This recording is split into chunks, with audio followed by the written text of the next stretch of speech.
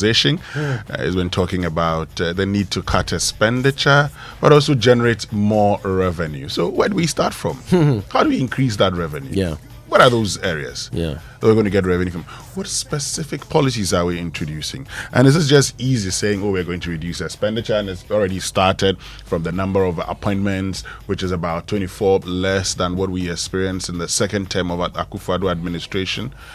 Isn't there more to it? So, you have interest payments. You can't really do anything about it. You have, workers' salaries. You can't do anything about it. Yep. Well, you have government transfers. You can't do anything about government transfers too. Then you have goods and services. Yes, you can do something about goods and services. And then you have capital expenditure. You can do something about capital expenditure. But here's a country that, the current government talks about a big push of some $10 billion. Where are they going to get that from? We need to have that conversation. Absolutely. Also. Another talk about attempts at reforming the public sector. We really need a minister of state to lead that. And from what we've heard so far, is this the person to do it? Would answer those questions.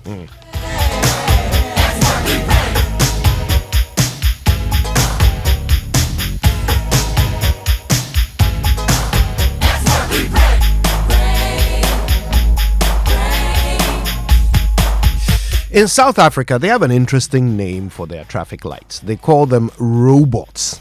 Yeah, weird, I know. Like many countries that have invested heavily in infrastructure, virtually every single intersection has fully functioning traffic lights. And of course, these robots help organize and direct traffic in an orderly manner. Now, there are, however, a few intersections that do not have traffic lights. Strangely, though, even at these junctions, traffic continues to flow smoothly without any hitch whatsoever. This is because of an unspoken rule, a system that works through silent agreement by all motorists. It's called first come, first served. It's not very complicated. Whichever car gets to the intersection first has right of way, and all other cars coming from all other directions will let it through. Nobody tries to cheat. Nobody disputes who got there first. One by one, in unity and harmony, everybody waits their turn to cross, and sanity prevails. There are no policemen mounted at the pavement watching to penalize anyone who violates this naturally established law. No security cameras to catch cheating culprits. Nothing. Just an endless stream of individual drivers, each choosing at the critical moment to do the right thing. Now, I'm not talking about some utopian science fictional nation of the future where everyone wears white suits and is injected with a daily dose of happy juice. Heck, I'm not even talking about some European or Asian superpower. No, I'm talking about South Africa. Here, no. Just 5.5 hours away from us. Same continent. Now, can you imagine if this was Ghana? I mean, think of what happens when one of the few traffic lights that we have happens to break down. The intersection turns into a suburb of hell. Everyone honking their horns, cars nose to tail, fender to fender, jostling and pushing their way through, eventually bringing the whole mess to a standstill, backing up traffic for miles in every direction until a policeman arrives and forces some civilization into everyone's head, all because each motorist is trying to do what is best for themselves only. To hell with everyone else. So what is it that makes the South African motorist willing to do the right thing, even when nobody is watching? Well, it's simple. They believe that it's better for everyone to win than for one person alone to have things their way. They understand that a moment's patience and courtesy for the next person means there is no need for chaos. And in the end, everyone gets their way. My dear friend, look around you. Life is a robot-free junction. There won't always be a policeman there to force you to give way to other motorists, to take your place at the back of the queue, to put your litter in the bin, to flush the loo after using it, to act like a civilized human. But what you do when nobody is watching, the way you treat others, when you're not obliged to treat them well, the way you act when there is no traffic light to make you do the right thing, that is your true self. I'm sure you've all seen viral videos of a sea of filth flowing down an open drain in Asylum Down, right here in Accra, after less than half an hour of rain. Some of you must have wondered where all the garbage came from. Well, it came from people like you and me, who decided to litter the streets and empty their bins into gutters when nobody was watching. They were being their true selves, and their true selves said, "It's convenient for me to dump my rubbish here, so to hell with everyone else." This morning, it's time to take another look in the mirror as a nation. Let's examine our true selves and ask whether we are civilized humans or wild animals. Are we decent in nature, or must we be forced? Whatever our answers, whatever we identify ourselves to be, let's agree that we could do better. And let's spend each day doing exactly that. My name is Kojo Yankson. And if I say to hell with everyone else, I go to hell with everyone else. Good morning, Ghana. Joy 99.7 FM.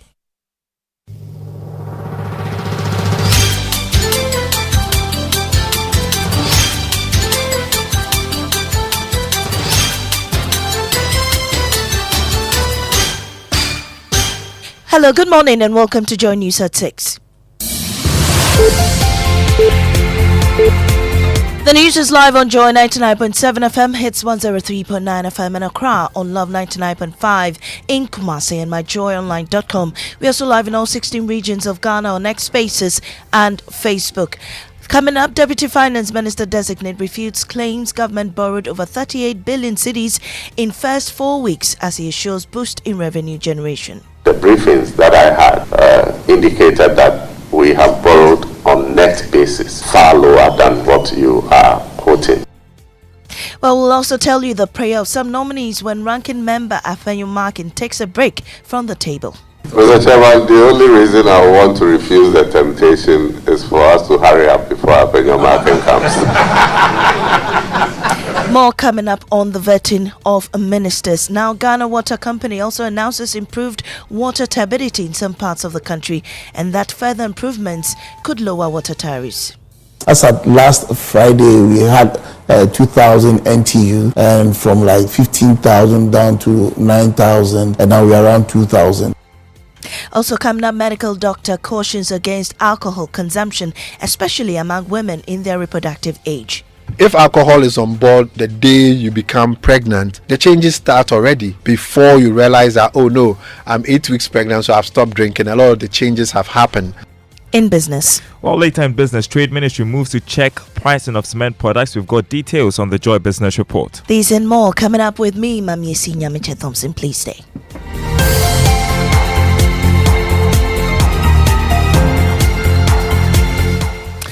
Well, Deputy Finance Minister Designate Thomas Ampem Nyako has refuted claims that government borrowed over 38 billion cedis in its first 4 weeks in office. The Tano North MP, Dr. Gideon Boakon, raised concern about the rising level of borrowing this early, despite campaign promises to cut down on it.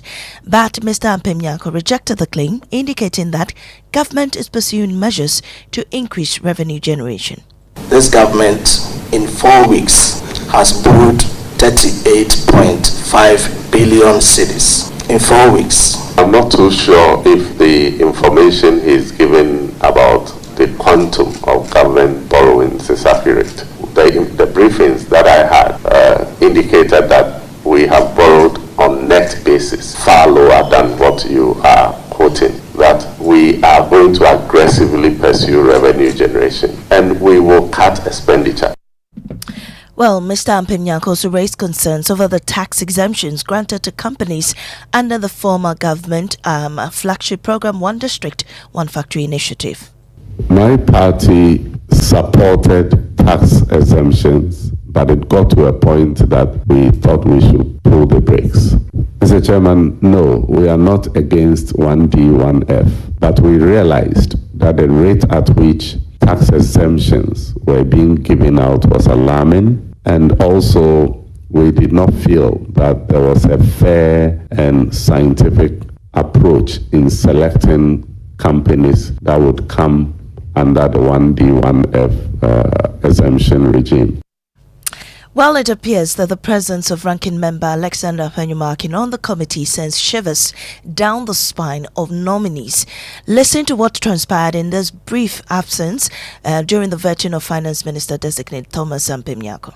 Don't lead the nominee into temptation. Honorable members, let's make progress, please. I don't know why my honorable member wants to lead him into temptation. Why?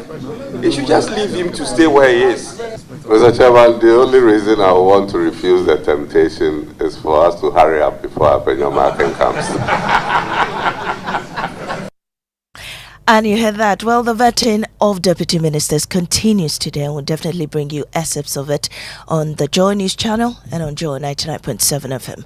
Now, Lands and Natural Resources Minister Emmanuel Amakofi-Boa is warning the fight against illegal mining will be relentless, firm and retributive in order to reverse the damage done by the menace after discovering that over 44 forest reserves have been destroyed.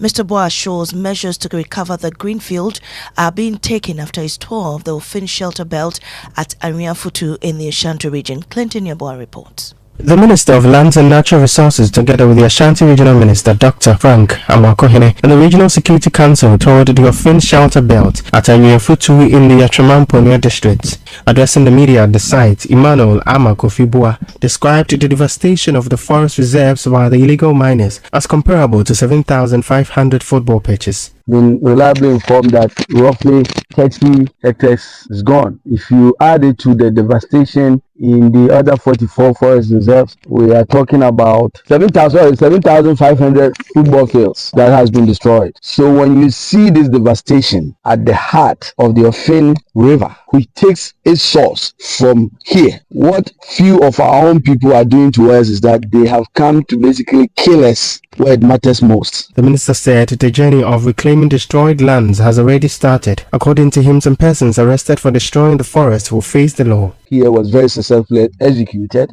driven out, arrested the thugs who have determined to kill all of Ghana. We have seized over 15 excavators. Those you see here are damaged and cannot be moved. We are taking steps to make sure we secure that. Just this past weekend as well, working with the police, we took over another group of thugs on the Ankobra River. We've arrested 7 Chinese and 8 of their Ghanaian accomplices. Mr. Kofi-Boa has called for public support in the fight against Galamsey. People who are taking over this forest reserve were armed to the teeth. We just saw in the Amenfi area how Galamseyers, even in the face of police presence, attacked CTFM reporters. This must underscore how deadly this fight is. Well, the Ghana Water Company has revealed an improvement in water turbidity in the central and western regions. Chief Communications Officer Stanley Marty says the company will resume alum purification if turbidity keeps reducing, which could also translate to cheaper water tariffs. He spoke to my colleague Benjamin Akakpo on the AM show. As at last Friday, we had 2,000 NTU, and from like 15,000 down to 9,000, and now we are around 2,000. So if we are able to go down into the hundreds and into the tens, we may have to resort back to the alum, which is cheaper, and that will also impact positively on the tariff, because the cost of production is high, right. Then it will affect the tariff. But if it is low, it will also impact positively on the tariff, for the tariffs to come down. Well, Mr. Mate also advises the public to prioritize tap water over sachet water. He explains why. And indeed, surveys from CSIR, tap water, benchmark with other packaged water. Tap water is always the best. Really? But the water that flows is always fresh. If you fetch water directly from the tap, it means that it is fresh, because we keep producing, production is 24/7 non-stop, And we don't store the water before serving people. Even when we store, let's say in our huge reservoirs, it is to enable us distribute the water, but not storing the water for days. You understand? So water that comes directly from the tap is fresh, compared to packaged water that we have lived on the shelf for a while before you consuming it. The Ghana National Fire Service reported 6,436 fire incidents in 2024, representing over 7% increase from 2023. Greater Accra recorded the highest number of fires with 1,309 cases, followed by the Ashanti region with 1,145 cases. The Northeast region was with the lowest incidence of only 15 cases. The data was revealed at the launch of the 2025 National Fire Safety Week campaign. Chief Fire Officer Julius Kuno urged all stakeholders to prioritize fire safety measures. Fire prevention is a collective responsibility. As an institution, we are committed to enhanced public education. We will strengthen our community engagement efforts, ensuring that fire safety awareness reaches every home, workplace, market centers, and the slum communities. Gynecologist and CEO of Medicus Hospital, Dr. Yao Safo, is sounding the alarm on alcohol consumption among women of reproductive age, warning of its devastating impact on the unborn child. Speaking on the Drive Chat with Lexus Bill and Joy Femi, stressed that fetal alcohol syndrome can take hold before a woman even realizes she's pregnant. Alcohol use, I always say it's a no-no. Women in the reproductive age group, I said don't drink, because except those who are taking absolute precautions using family planning methods, you never know when you'll be pregnant. And if alcohol is on board the day you become pregnant, the changes start already before you realize that, oh no, I'm 8 weeks pregnant, so I've stopped drinking. A lot of the changes have happened. And alcohol has such a terrible, terrible effect on the brain of the developing fetus. So there's something we call the fetal alcohol syndrome. Well, women out there, you have to take note of that. And on that note, we come to the end of this bulletin. I'm Amiesi Nyamiche Thompson. Business is up next on the Super Morning Show.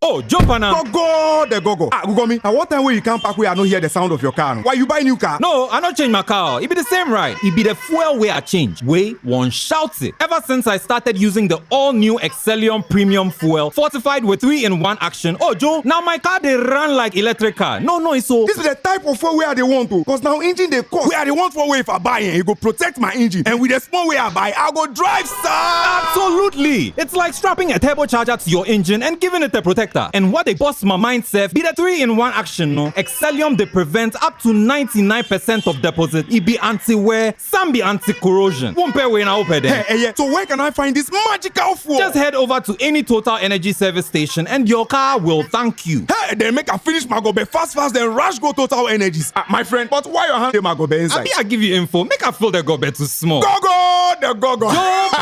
Excellium is designed to protect your car engine, decrease fuel consumption, and lower CO2 emissions. Don't say fuel, say Excellium. Choose Excellium, choose quality.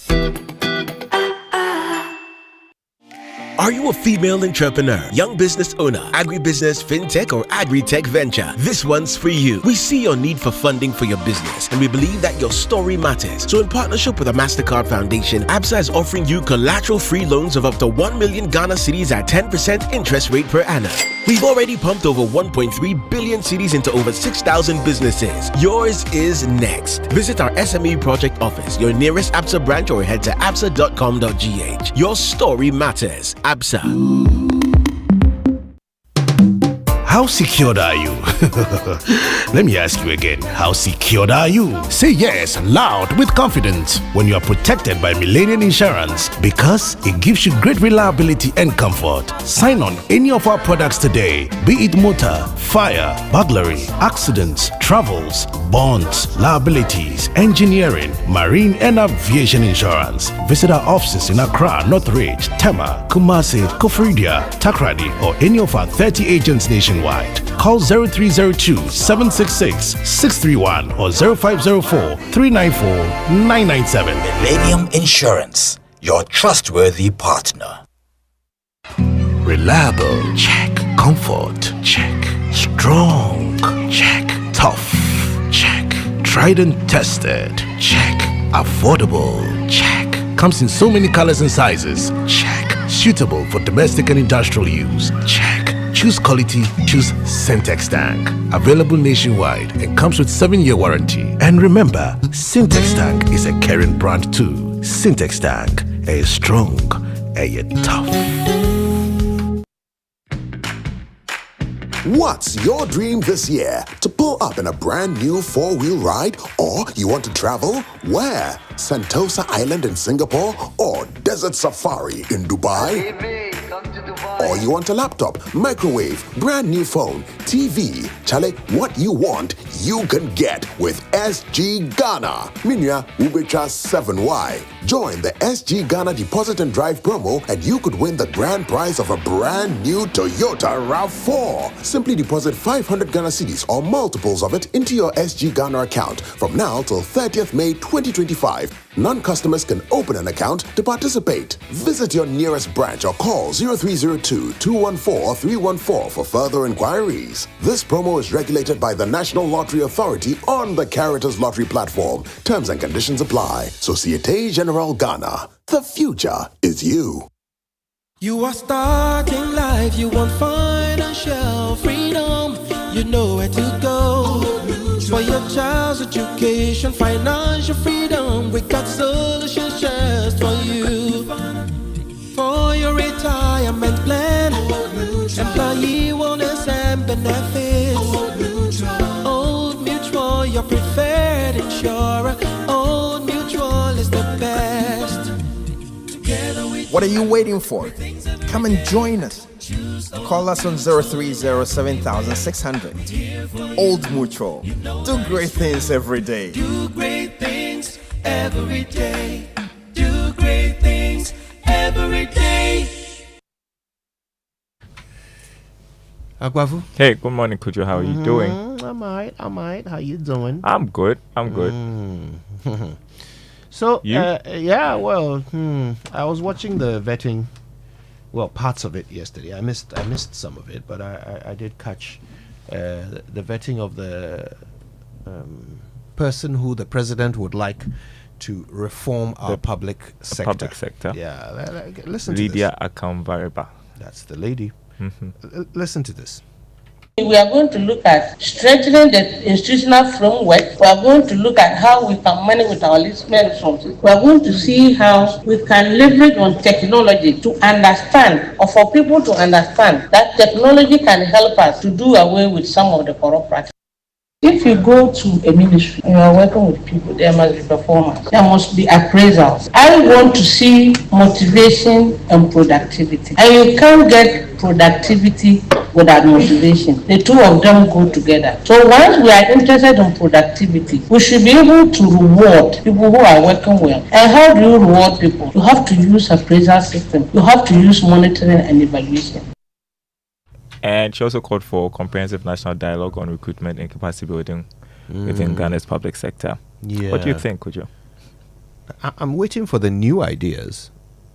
Actually, first of all, I'm surprised if these things she's calling for don't exist in our public sector. Do then they? Already we have problems. Do they? Okay, I mean, first of all, technology, right? I know that there are some government institutions that will not accept an email as an official communication. They expect you to bring hard copy. Why? I don't know. Something to do with the century in which they were born. No, but these are the basics, and if we haven't figured that out, okay. So I'm just wondering, because you said new ideas. I'm just thinking. Okay. So what I'm saying is that, for how long have we been talking about the fact that we need to harness technology, right, into our bureaucracy, into our public sector? For how? I mean, she talks about motivation and productivity. Appraisals.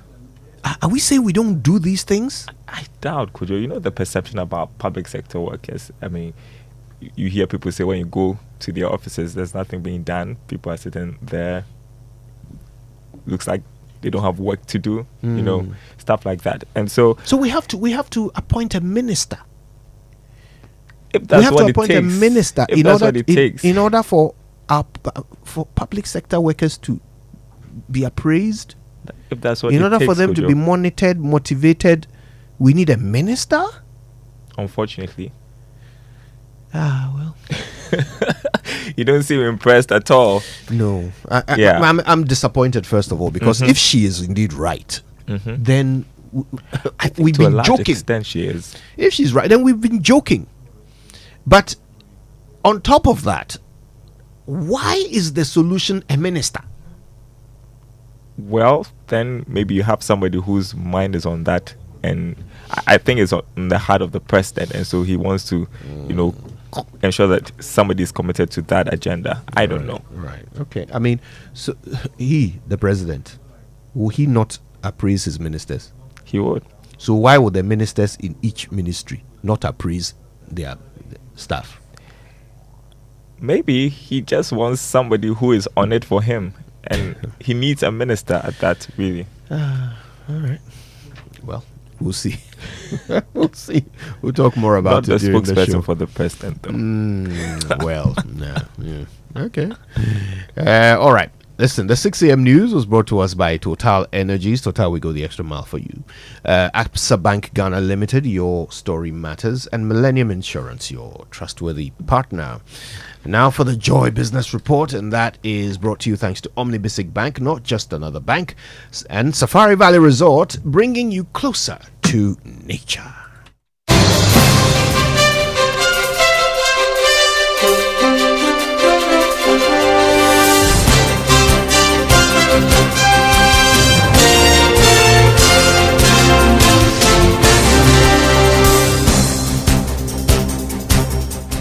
Hello, good morning. Welcome to the Joy Business Report. Coming up, Trade Ministry moves to check arbitrary pricing of cement products in a fresh move to protect consumers. Also coming up, base pay adjustments increased government's wage bill by more than 11 billion cedis for this year's. Finance Ministry indicates preparedness to reward workers when economy improves. Plus, Finance Minister Dr. Chancellor to forcing targets over 200 billion cedis in tax revenue for this year. Details coming up.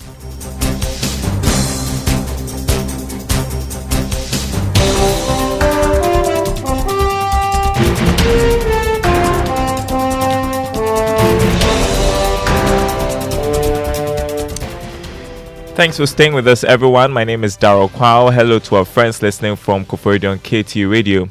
The Trade and Agribusiness Ministry has revealed that government is working to ensure that pricing of cement products is done within the country's laws whilst checking arbitrary quotes. The move is part of efforts to protect consumers and ensure that various manufacturing firms operate within the current regulations. Samson Ahay's Deputy Trade and an agribusiness minister designate. He spoke during his vetting before Parliament's Appointments Committee. In the wisdom of the ministry, we have a committee in place made up of members from the Trade and Industry Ministry, Standard Board Authority, and then GRA and Finance, so that like before cement can be increased, they should consult this committee for clearance before any increases can be done. But there are a whole lot of challenges with regards to that. I want to believe that when I'm giving the nod, I will work with my minister to ensure that we bring sanity into pricing of cement in the country. And when it comes to quality too, we have Standard Board Authority to be there to ensure that cement which is produced meets standard. I want to believe that Standard Board Trade and Agribusiness Minister designate Samson Ahi there. Now, the 10% adjustment in base pay for public sector workers on the single spine salary structure will increase the wage bill by 11 billion cedis this year. That's according to Deputy Minister of Finance designate Thomas Nyakwampim. The Deputy Minister designate disclosed this when he appeared before Parliament's Appointments Committee. Here's more in this report. Answering questions from some members of the Appointment Committee, the Deputy Minister of Finance designate noted that, looking at the impact on government finances, no one can say the adjustment is small. It is also our capacity to be able to do this. And so we are happy and we are grateful to labor unions for this smooth understanding. I believe that when the economy picks up, we will be in the position to do more for labor. Thomas Ampem-Nyakun also talked about how they plan to be heavy on tax compliance to deal with revenue mobilization challenges. I believe that in a difficult time like this, the approach to to rake in more revenue will include broadening the tax base. On dealing with the high inflation level, the Deputy Minister designates noted that they plan to be heavy on improving food supply to try and control the situation. If you look at our inflation figures critically, you see that food inflation is one main driver of our inflation. And so any attempt to bring down inflation must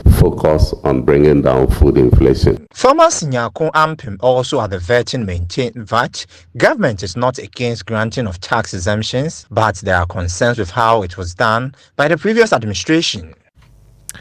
Now, Finance Minister Dr. Kansela Tuforsen is expecting over 200 billion cedis in tax revenue for this year.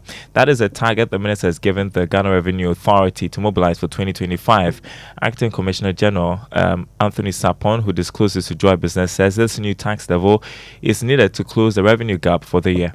Our sector minister, Honorable Atuforsen, has already indicated that in 2025 as GRA, he expects us to exceed 200 billion Ghana cedis as tax revenue. We are looking forward to that challenge because as a nation, we do know that some of the sources of financing has been closed to the government, and therefore enhancing and improving domestic tax revenue mobilization is key on this journey of resetting the Ghana agenda. And therefore, it's our commitment to work together as a team. You know, GRA, our core values is being first, and the T stands for working together. So Anthony Sapong, he is the Acting Commissioner General of the Ghana Revenue Authority.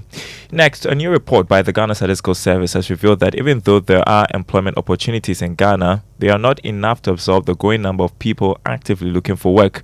Here's more in this report. The report, titled National Report on Productivity, Employment and Growth, revealed that the employment rate, which measures the economy's labor absorption capacity, has declined from 73.9% to 55.7% between 2000 and 2001. This suggests that even though the Ghanaian economy is creating employment opportunities, this is not sufficient to absorb the growing working age population. According to the report, in 2000, a total of 7.43 million people were employed, and this increased to 10.2 million in 2010, representing 3.3% annual employment growth over the period. In 2001, about 9.99 million people were employed. This represents a reduction of employment of 0.7% annual average from 2010. Despite the reduction, the Ghana Statistical Service pointed out that there are more people looking for decent jobs but unsuccessful. Decent work is productive work for women and men in conditions of freedom, equity, security and human dignity. More from the Ghana Statistical Service report. The mining sector recorded the highest level of productivity in the last 10 years. Here's James Ishen.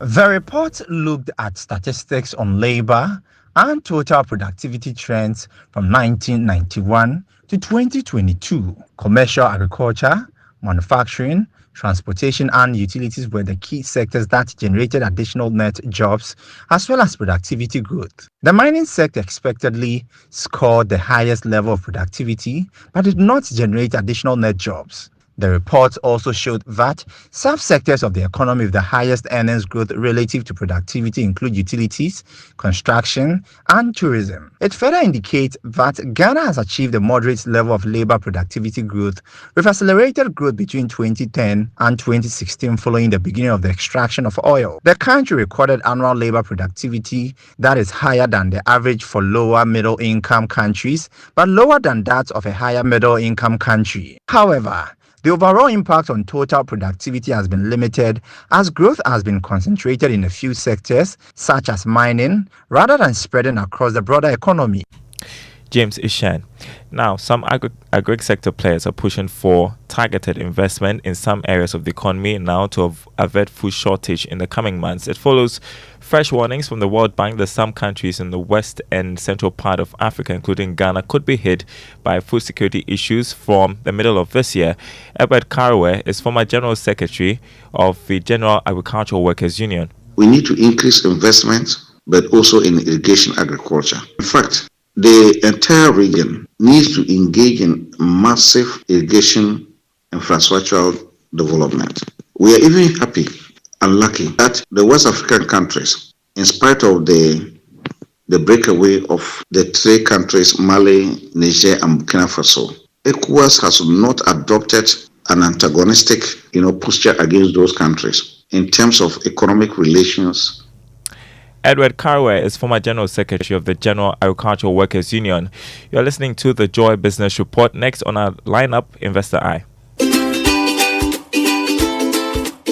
We are determined to clamp down on that, and we are doing so by engaging the authorities, just so that we'll be able to have a clean environment, or near clean environment, so to speak. Oftentimes, people don't know that on daily basis we pay in excess of 5 million Ghana cedis as claims every single day. If you do the multiplication on yearly basis, it will tell you how much you are paying, over in billions. Question is, are all of them genuine claims that we must pay? We used to think that way, but when we started comparing notes, we realized that many of them, a certain percentage is fraudulent, and therefore we are determined to team up with the authorities that be, just so that we have a clean system. Because it's not the case that if you do something wrong, it's affecting only you, it affects the entire system.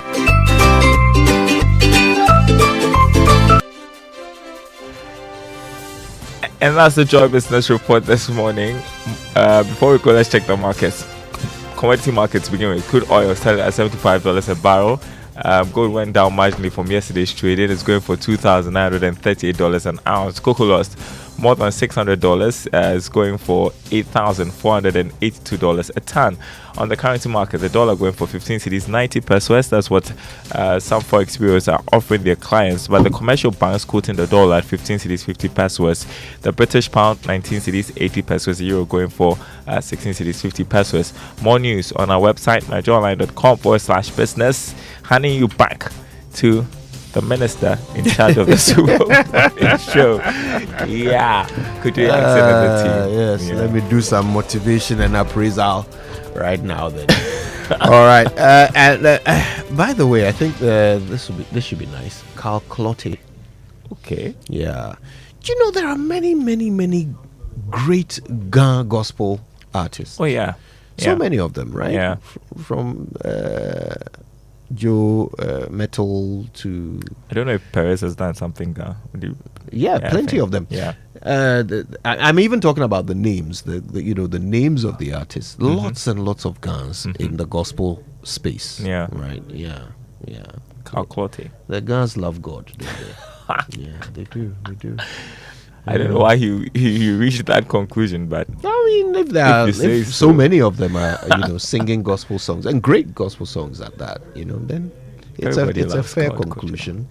Yes. I don't mean the Ghans only love God, but the Ghans are certainly showing their love for God. Through so there's a Ghana song, I suppose. Yes. Oh, yeah. Is it? Well, no, it's not. Okay. It's Chi actually. It's called Nkunim. Yeah. Nice. The victory song. Yeah. Today's Say It Right is dedicated to the Ghans. I now understand. I am not going to say anymore and get into trouble. Yes. Does it have anything to do with pronunciation of H? Let's wait and find out. Carl Clotte here with Nkunim. Let me see your victory signs up like this. Come on, hey! Morning show. Welcome to the Joy Super Morning Show.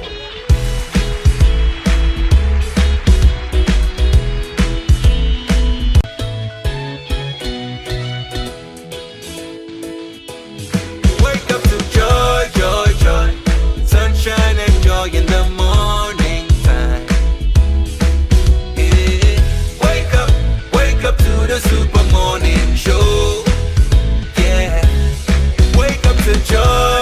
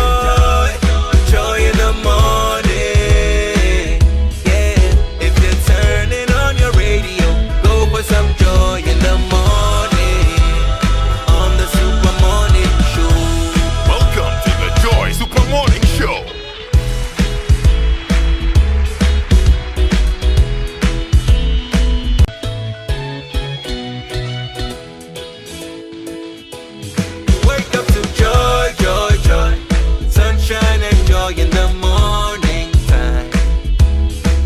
Yeah. Wake up to the super morning show. Yeah.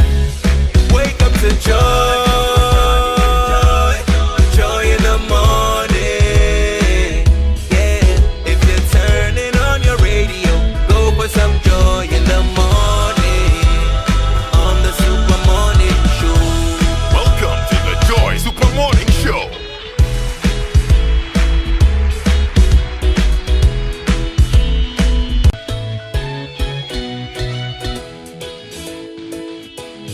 Wake up to joy, joy, joy.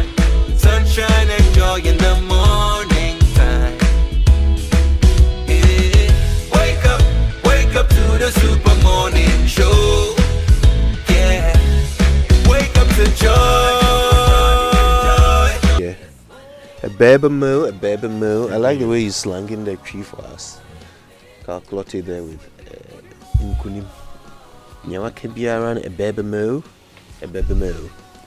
Well, Hello, I George. hear that all the time when the how do they call that? This whole no, not locally acquired. I mean, there's these young ones who do is it Afro gospel or there's a name. This whole genre of gospel music that is springing up, and when they do their tree, you ask, is it the same tree I can also speak? Because the way they go about it. They add a different touch to it. A baby moo. I love it. Anyway, George, nice to see you. Nice to see you, Kojo, with that. Is it the Heneba, or how do you call that? White Ahinema. You like them, man? You will be into me, share them white as Well, this is for Safohin. Because it will be dirty right now, Oh, Safohin or Safohin is it's a bougie, so once he gets off the and I know is your car V12? It's V39, and this one wouldn't be less than maybe $1,000 or something. Hey, babe, why would you buy a Hinma in dollars? Oh, but first of all, this is not. That's not very unpatriotic. No. That's not the normal. This one, please. As for this one, I side with. Thank you. This isn't so expensive. In fact, I wear a Hinima 2. Yeah. And with 300 to say 600, you can get a good one. Yes. Sure? Yes. Yeah. Then that was a discounted stuff. No. For wasting a more because it's no, absolutely not. 300 for a Hinima. Yes. Between 300 to 700, you get a good one. Yeah. I said between. Hey, I've given you a range. Okay. So you see, you and your cow leather shoe from Oxford, England. You're obviously spending a lot more than we are. Have you tried buying something that is Ghanaian or local on Amazon, Alibaba, and you see the price codes? But why would I go to Amazon? No, because if you were outside, could you sometimes? Look, there's this. Sometimes, even though the African shops. George, this one I just give. See, there's a guy at Hacho. If you go and see him, and you say, "Oh, I need it, say in 4 or 5 days," he will do the measurement and everything, and get it done. I get mine made in Kumasi. Yeah, and delivered to me. And I mean, they don't cost more than 500 each. Yeah, exactly. Yeah, I mean, I get mine from Gold Coast to Kuta. I've mentioned the name. Gold Coast to Kuta is here now. Hacho. Let me plug mine. His name is Made Ahinema. You can find him on Instagram. You get it. A art center. Let's get to the Drive Safe campaign brought to us by Joy News and a multimedia group supported by Toyota Superior Quality and Imperial General Assurance Solid Protection. And so this one for the tip today says check your mirror before changing lanes. And it's very simple. That's all. Check your mirror before changing lane, because you see, if you do not, there may be a vehicle in the other lane, and then all you hear is bam. And then you cannot go to where you're going. Yeah. So please check just to be sure that it's safe, and as you do so, indicate you're getting into that lane. Exactly. Okay. Don't just get into the. But Winston, have you realized that you sometimes have these misfortunes when sometimes financially you are not okay? So when you're okay, sometimes you don't have these, and the person who comes to hit your car will say, "Oh, Charlie, you being your." So when you're going through some financial challenge, this is when you get some of these misfortunes. If the effect will only be financial, but you know that it could be much worse than that. You know, someone hit me some time ago, and I knew it wasn't his fault. I'll tell you why it wasn't his fault. So there was this vehicle in front of me that applied his brake all of a sudden. So I managed to stop, but the car behind me couldn't, so when it hit me. When I got done, I told him I can understand. Yeah. He says, "Yeah, Charlie, you know." But the other guy is gone. And you see the rage with which people, as soon as an accident happens, everybody involved is shouting. Yeah. I don't understand that. Put the fear of God in you, just to but why? Accept guilt. I mean, that's not what's going to change your, culpability. Let's learn how to say it right then. Yes, and it's brought to you by Kingdom Books at Kingdom Quality and Affordability are their hallmarks. And Societe Generale Ghana, the future is you. Something must be done. You say either, I say either. First, I'll spell it. Honey. Honey, not honey. The H is not silent. It has never been, and I'm really not sure why some people think it is. The word honey evolved from the Proto-Germanic word honang, which is how they referred to the sweet nectar produced from the love affairs between bees and flowers. In modern language, it is also used as a term of endearment in the love affairs between humans. So it's honey, not honey. Okay, honey? Sweet. That's how you say it right.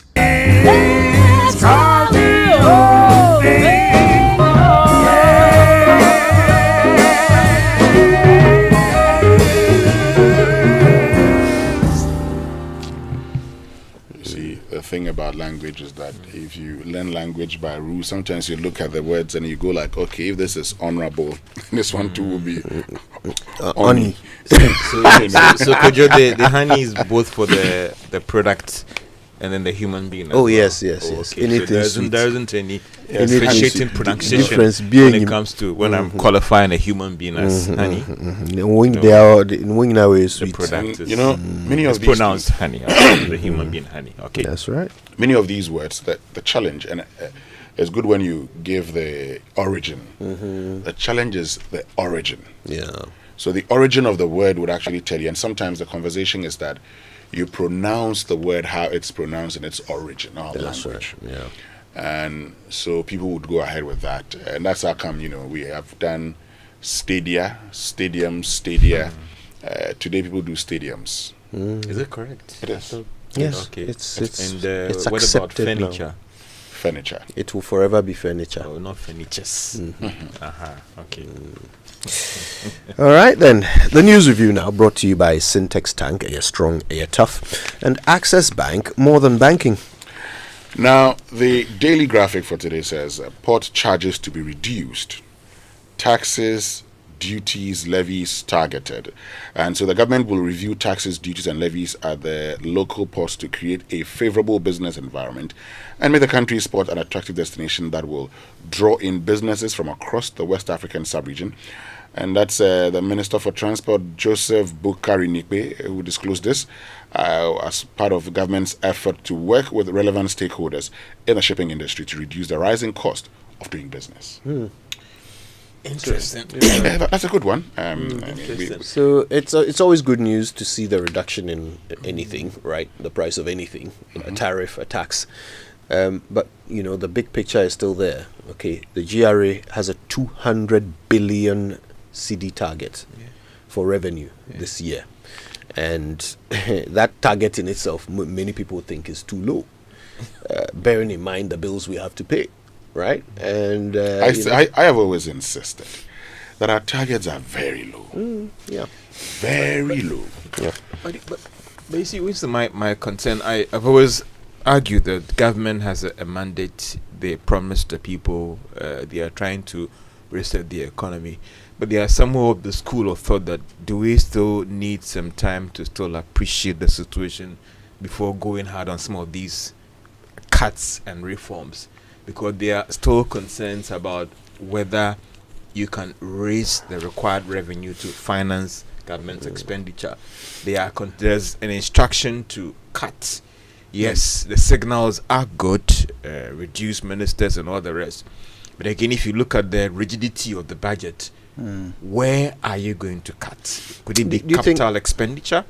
If it's about, you can't touch the wage bill. I mean, the minister is telling us that the vetting that based on this base pay review, you've upped the wage bill by more than 11 billion Ghana cedis. Yeah. You have to make sure the economy expands to make up for that expenditure.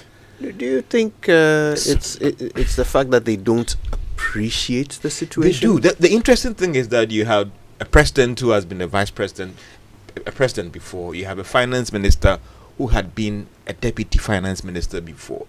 So, but I just feel that the uncertainties, you know, a little bit of time would help. There's a mid-year review. Maybe if you're able to appreciate things further, then you can go as in whether we should do away with this levy, do away with these taxes and all the rest. Yes, you promised them, of course, but I just feel that a little bit more time is needed. But I mean, they are days away from the budget. Are you saying that the process of drawing the budget will not give them a full picture of the situation? The truth is that e-levy is a nuisance tax.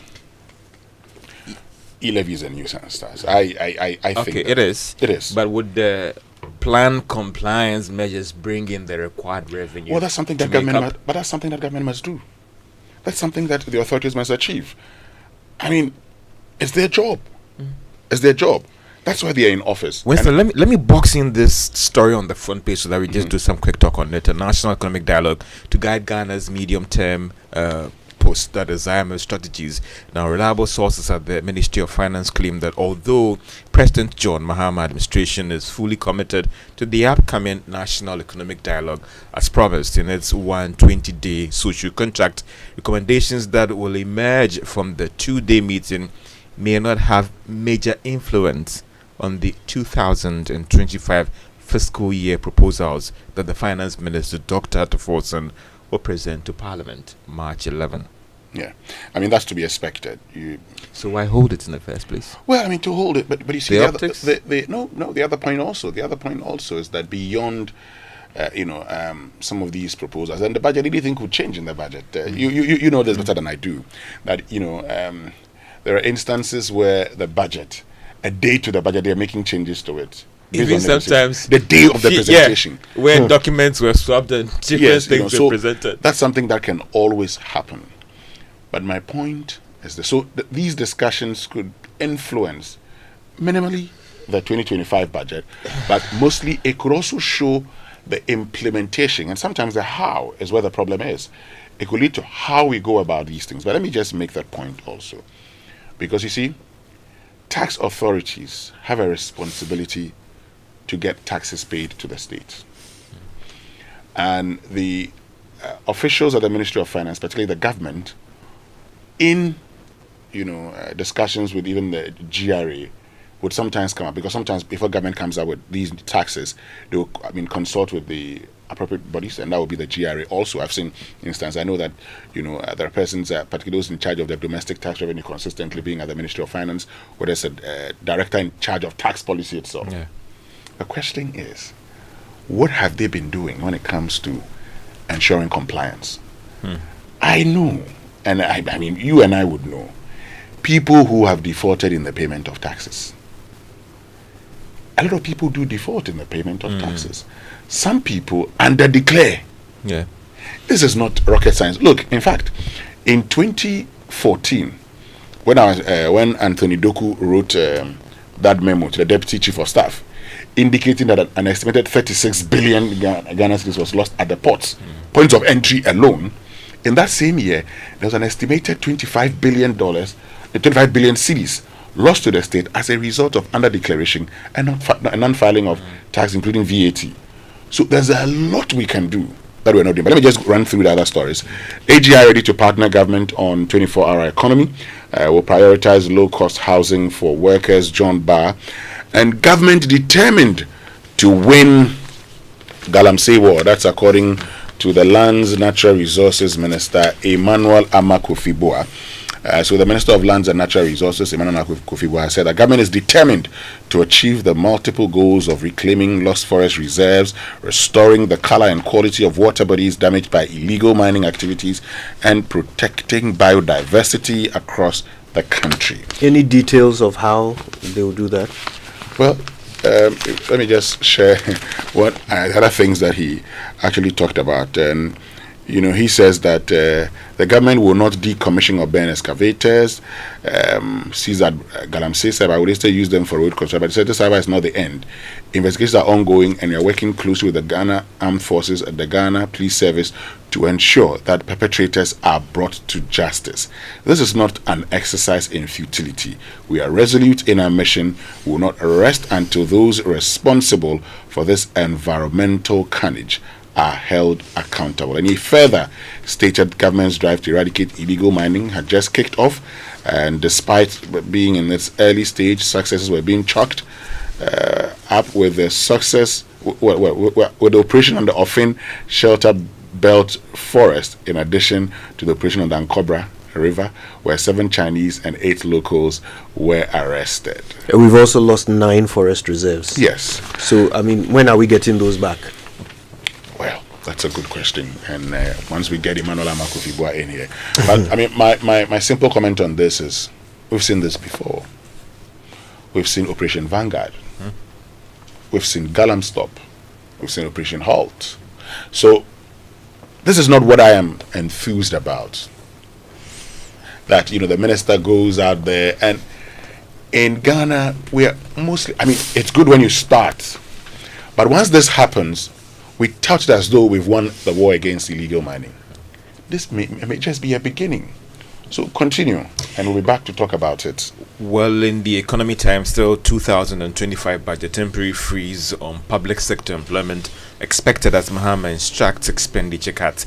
Now, as Ghanaians wait to in earnest for the first budget of the Mahama administration, public expectations have been heightened over plans for a possible huge cut in government spending. So, for those who thought that maybe when certain people are asked to go home and they could also get some place in the public sector, well, from what this paper is saying, it appears that that would not happen. Look, you see, you're both talking about these sort of low-hanging fruit when it comes to revenue, right? You talked about the under declaration that we need to tackle. There's also these massive tax exemptions that we really need to review. But ultimately, let's not forget that there is a massive 70% of all commercial citizens who are not paying any income tax whatsoever. That's there. It's just there. It's just sitting there. And the government that figures out how to reduce that percentage, the government that figures out how to actually tax the untaxed, will solve our revenue problems completely.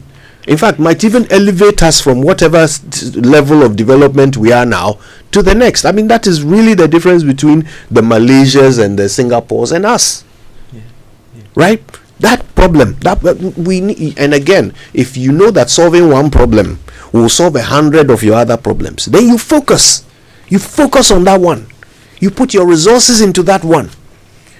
And Ghanaians will understand whatever amount that you are spending to solve that one problem, when they know that the solution is development for all of us. Your Baba, does he pay tax? Does he pay tax on his income? Is it the GRA tax threshold for SMEs, Winston? We need to figure it out. No, we need to. We need to figure out how to get these people to pay the tax. Most of the time, it's not because they don't want to. Majority of them have no idea how to. That's part of the problem too. Anyway. I see Aaron Northern as well. And Winston, for last year, the Ghana Revenue Authority collected somewhere around 145.8 billion Ghana cedis. So, if and this year they are aiming for 200 from what billion. The acting commissioner is saying, over 200 billion Ghana. That's a huge leap. It's still a very small target, if you ask me. Looking at the bills we have to pay. 200. we can collect more. To other stories, the Labour experts disagree on public sector minimum wage increase. Make Council of State active, so says the Vice President charging the members at their orientation meeting. Invest in technology to drive productivity, so says a Hold on a professor. minute. You see, make Council of State active. A body that constitutionally Oh, don't get Wilson started on the It's Council of advice. State. isn't mandatory. When you persuasion, right? Sometimes Persuasion. you can persuade They're going to someone. persuade who? Someone. Let's Bit get- about let's when they get- say that let's get when serious and propaganda start. is, I mean, done overly in time, it Hold on, can hold on, it can hold be. Acting CEO, acting this, acting that. Those ones you expect their boards to come and take them. When it comes to other positions like the acting governor, yeah. you're expecting the Council of State. The president in consultation with the Council of State. The president has done the appointment. He will go to the Council of State and tell the Council of State, okay, so this is the man I want to appoint. The Council of State, look, I am telling you that there's a member of the Council of State whom I interviewed years ago, and he told me that when it comes to the appointment of a key position, the Council of State was against the president's choice. But the president insisted. And that was it. And he's legally, not bound to take their advice anyway. He can do that. Should we push And for so, look, in fact, a second chamber? in fact, I want the special prosecutor to take keen interest in Council of State elections.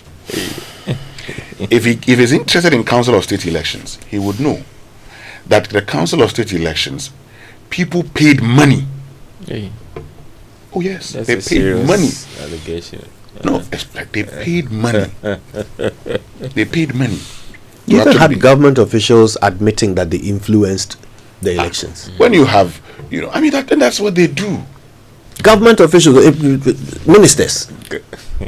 Somebody can pay as much as 20,000 cedis to one person.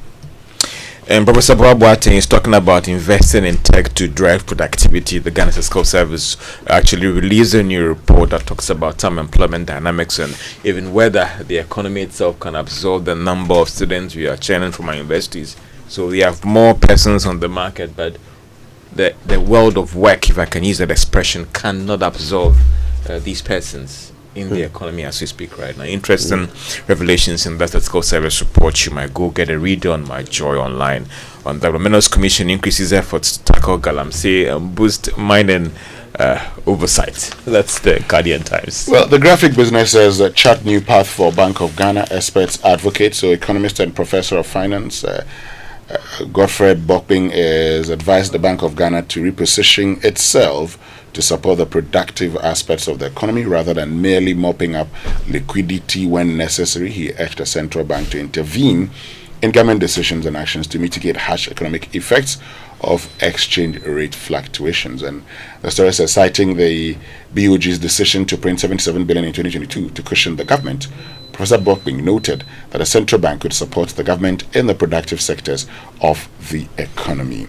And comes with a photograph of Dr. Johnson Asiama, who is governor of the Bank of Ghana. He understands, that sector very well. He's been second deputy governor. Yeah. And I think he knows what to do. Johnson Pandit Asiama. Yes. To try and investigate the meaning behind the pandit. How does he spell it?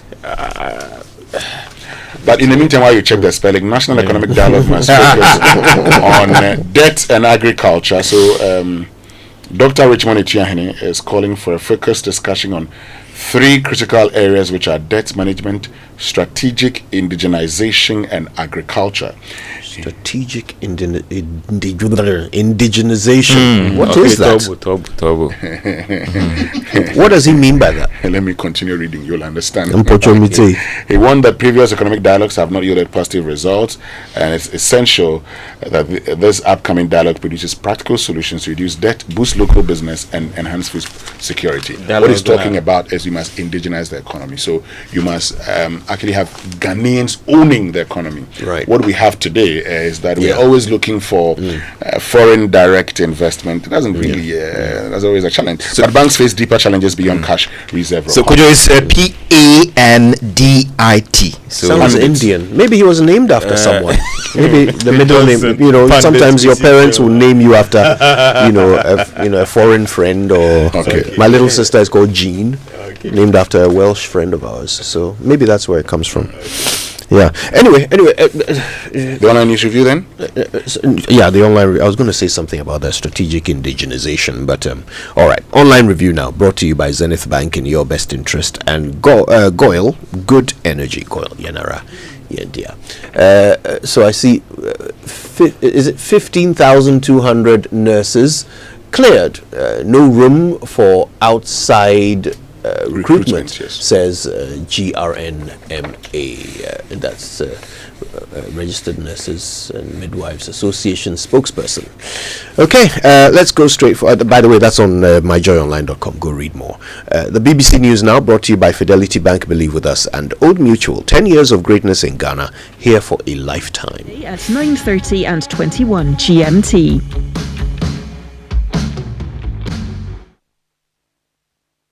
At 8:30 GMT, Business Daily.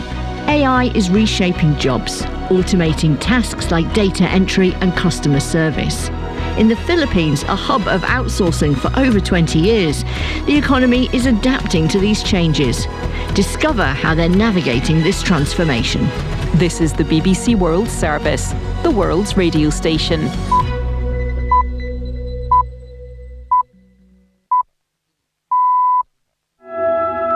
Hello, this is Newsday on the BBC World Service with Rob Young and Victoria Wongunda. Hundreds of Syrians are meeting in the capital Damascus for a two-day dialogue to try to chart the country's political and economic future. We'll speak to a former leader of the Kurdish Democratic Union Party, which says it's not been invited to the conference. France's President Emmanuel Macron says a ceasefire between Ukraine and Russia could be weeks away. Meanwhile, Russian attacks on Ukrainian cities have increased, forcing close to 200,000 people to flee their homes in the east of the country. We'll get more from a humanitarian aid organization. And a former surgeon is standing trial in France, accused of assaulting or raping close to 300 people, the vast majority of them under 15 years of age. We will speak to our correspondent covering the trial. But first, a bulletin of the latest world news.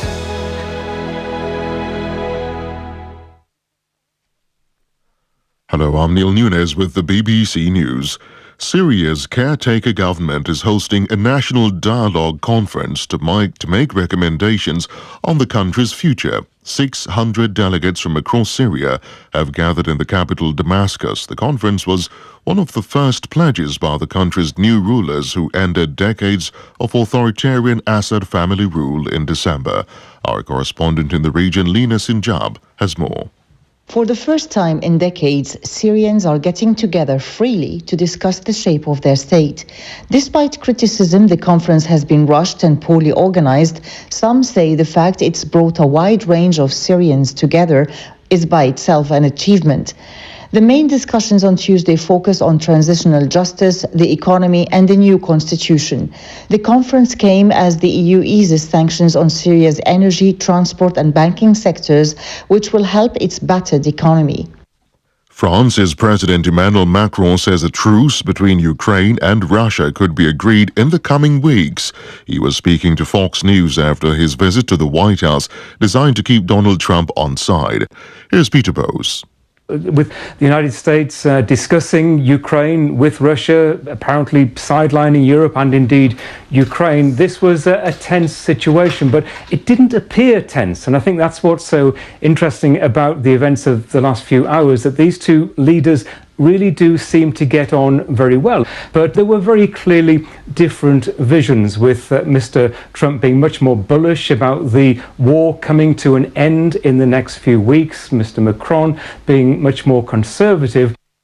Singapore's largest bank, DBS, says it expects 4,000 roles to be cut over the next 3 years and replaced by artificial intelligence. The International Monetary Fund has warned that the technology will affect nearly 40% of all jobs. More from Katie Silver. DBS is Singapore's biggest bank and employs more than 40,000 people. It says in the next 3 years, AI will replace about a tenth of its workforce, primarily temporary or contract staff, and add around 1,000 new jobs related to the technology. The bank says it's been working on AI for over a decade and already deploys over 800 AI models. The announcement makes DBS one of the first major banks to offer details on how AI will affect its operations, something companies around the world are grappling with. A deadline has passed for U.S. federal government employees to submit an email summary of their work to Elon Musk's department or potentially lose their jobs. There's confusion over the directive, which has faced legal challenges and several departments telling workers to ignore it. President Trump has backed Mr. Musk. World News from the BBC. The Taiwanese Coast Guard says an undersea cable has been cut 11 kilometers to the northwest of the island. Officials say a Congolese-registered vessel named Hong Tai has been escorted back to port for investigation. They added that the crew of 8 were Chinese nationals. The Coast Guard said it was not clear whether the cause of the break was intentional sabotage or a simple accident. The final impeachment hearing for South Korea's suspended President Yoon Suk-yeol has begun in the capital, Seoul. The 64-year-old is expected to deliver a closing argument in his defense over his attempt to establish martial law last December. More than 1,000 musicians are releasing a silent album to campaign against the British government's proposed changes to copyright laws, which could allow tech firms to use artists' voices to train artificial intelligence models. Those backing the campaign, including Kate Bush and Andrew Lloyd Webber, argue the changes would reverse the principle of copyright law, which grants exclusive control to creators for their work. More from Mark Chislak. The government has been consulting on plans to give developers more freedoms, including proposals to relax copyright laws for tech companies that train AI systems. But many artists argue that would devalue their work. Their campaign includes advertisements in today's national newspapers, as well as the release of an album by 1,000 musicians, demonstrating what they say music will sound like in the future if copyright changes go ahead. The 12 tracks are mainly silent, apart from a little bit of studio noise. Tesla has started offering advanced self-driving functions for its cars in China, including autopilot on city streets. The new functions are similar to the American company's full self-driving capability in the United States. BBC World News.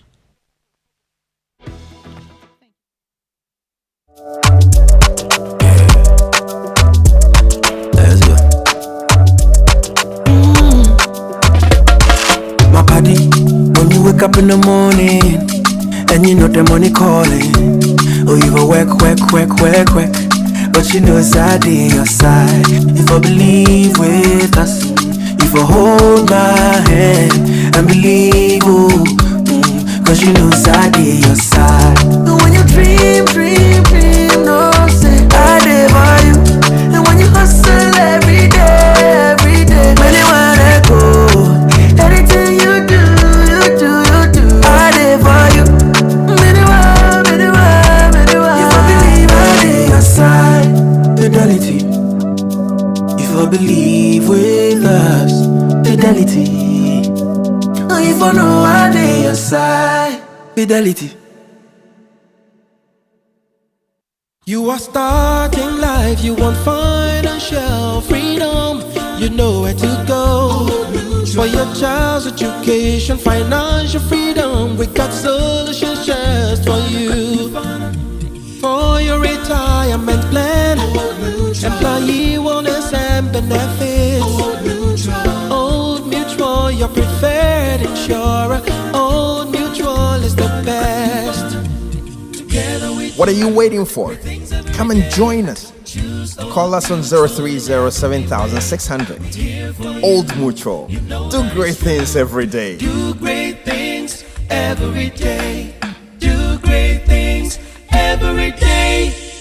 Let me me share my experience with you at the new Aqua Safari Resorts. When you arrive, you're greeted by warm smiles and introduced to your 24-hour butler who already has your itinerary sorted. Enjoy water sports activities like jet ski rides, kayaking, water sliding, flyboarding, and castanet fishing. You can even have your lunch here on the boat cruise. Let the tour guides take you through the sceneries of the mangrove forest, the friendliness of the animals, while you pet and feed them. We chose to have our breakfast with a beautiful sunrise right in front of our cabin. Visit Aqua Safari Eco Resort in Ghana, bringing you closer to nature. It's the most action-packed breakfast show in town. The hottest music, the best giveaways, the great interviews, and all the laughter and fun you can imagine. Don't miss the Super Morning Show on Joy 99.7 FM. It's the best breakfast show in town. Ajua, Grandma looked very peaceful. I was completely amazed when I saw her neatly presented. She looked just like she was sleeping. You haven't seen anything yet, my brother. You should have seen the care and quality treatment they gave her at transitions. One man, one room, just like a 5-star hotel. Wow. And not only that, we had a dedicated person to guide the family through the funeral planning process. Are you sure? Of course.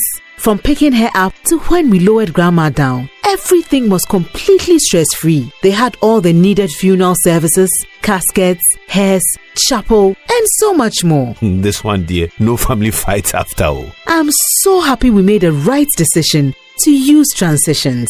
With Transitions, your loved one gets the best of care while the family enjoys a stress-free funeral planning process. Call us now on 0302 634 706. And no, did I tell you they are affordable? Transitions, the funeral people.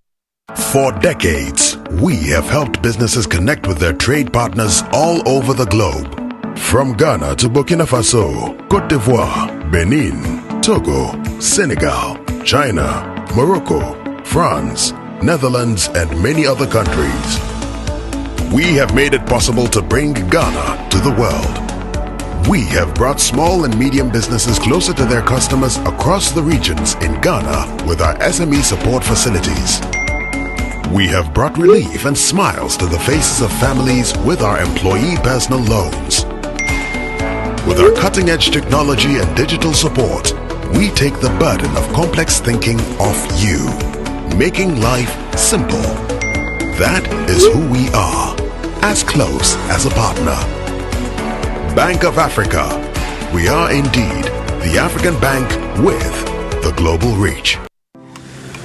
He's here, uncle. Oi, you man, look at you, all grown up, innit? So good to see you, fam. I miss you so much. So good to be back home, bruv, innit? I can see a lot has changed, mate. Home sweet home, innit? Sit down and let me serve you something delicious. The food is looking good, fam. Of course, some things never change. Just like how Gino tomato mix still gives my food that rich color and unique natural taste every time. Hey, sister. Papupun sanwan kasa. Just like I remember. Inquire. Jollof ne die. Jaika. Eye danka sankasa. Hey, ente duane na ma ukasa na sisa sisi. Say Gino die. Efie ni fie. This advert is FDA approved. Ago Ghana! Danwell Insurance is rewarding you from now until March. Switch to Danwell for exceptional service and prompt claims payment and win rewards like fuel coupons, microfiber dusters, and more. Loyal customers, we've got you too. Renew your policy and enjoy these exciting rewards because staying with Danwell pays. Let's keep you protected, rewarded, and smiling. Visit any Danwell office, talk to your agent or broker, or call 0242 439 488 or 0302 763 065 for your policy. So switch to Danwell Insurance now. Terms and conditions apply. Danwell Insurance. If it must be done, it must be done well. Wake up. Good morning. Good morning. Coffee in your cup and joy on the set. The Super Morning Show is always the best bet on Joy 99.7 FM. Joy in the morning. Yeah, if you're turning on your radio, go for some joy in the morning on the Super Morning Show. Welcome to the Joy Super Morning Show.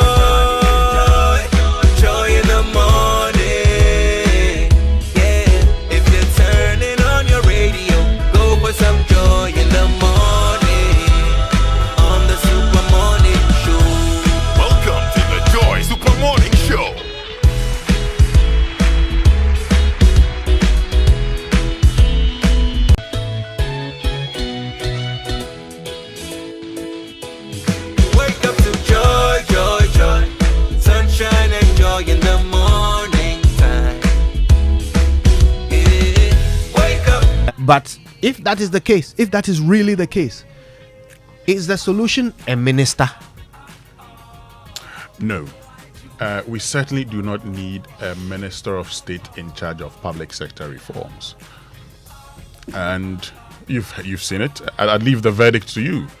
You watched the vetting, so you tell us whether or not, based on the vetting, you're convinced that Ghana needs a minister of public sector reforms.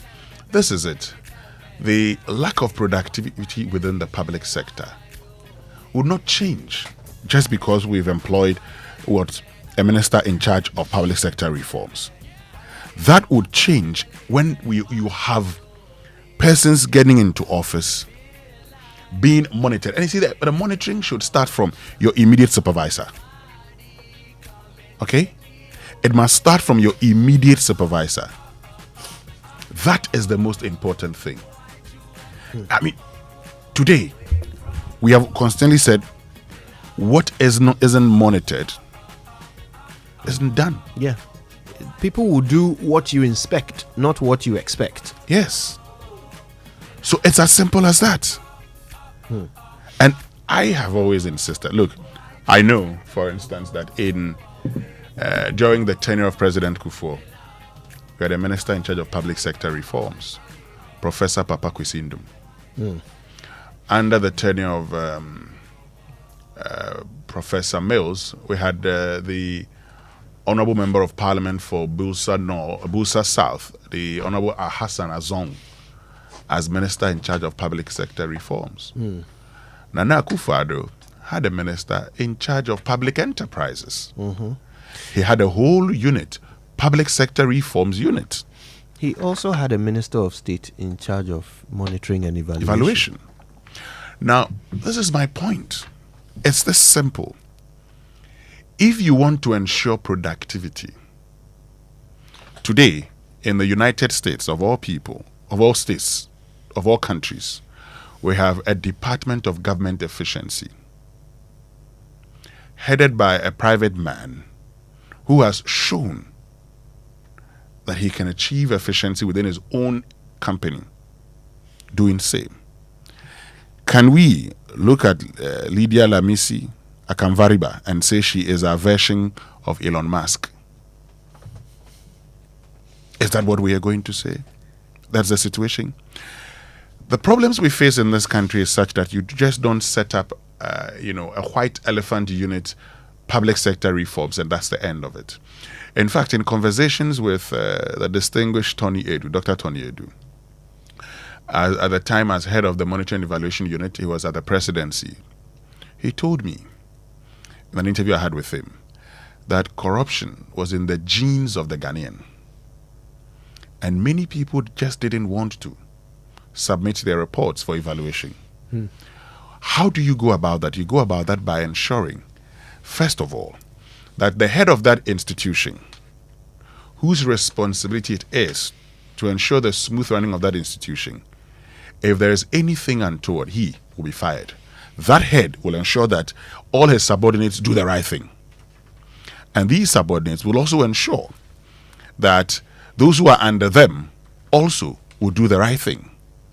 Over here, Kojo, when, hardly would you have your CEO or chief operating officer talking to you about a lot of things. They will go through your, general manager. Because at the end of the day, it's the general manager's responsibility. I sometimes think that... It seems like madness to me, though. Forgive me for cutting it like that. But it seems like madness to me that we would employ these masses of people to run government machinery without any form of appraisal, monitoring, or evaluation of their work. It seems mad to me. So how do you know who is doing a good job? How do you know if the job has been done? I mean, how? And why are we okay with that? Of all the nations that cannot afford to waste resources, we are the most wasteful. And then we'll go and beg others who are managing their resources well, to dash us money so that we can come and waste it. I mean, what is wrong with us? So all these people, all this wide expanse of people that we are paying every single month. We've even increased their base rate by 10%. We've added 11 billion cedis to our ECA just to increase their wages. But we have no way of checking whether they've done the job or not. And we are bringing a minister to come and do it. Madam Akam Variba, is that Yes. the right way of saying her name? She is now coming to do that work for us. There is a certain obviousness to the fact that we are not here to solve any problem. We're not aiming to solve any problem here. I listened to the vetting. Well, I caught most of it. And I still can't get over the idea that we think the solution is another minister. We think as a nation the way to bring order to this chaos is to add one minister. Winston has no baby.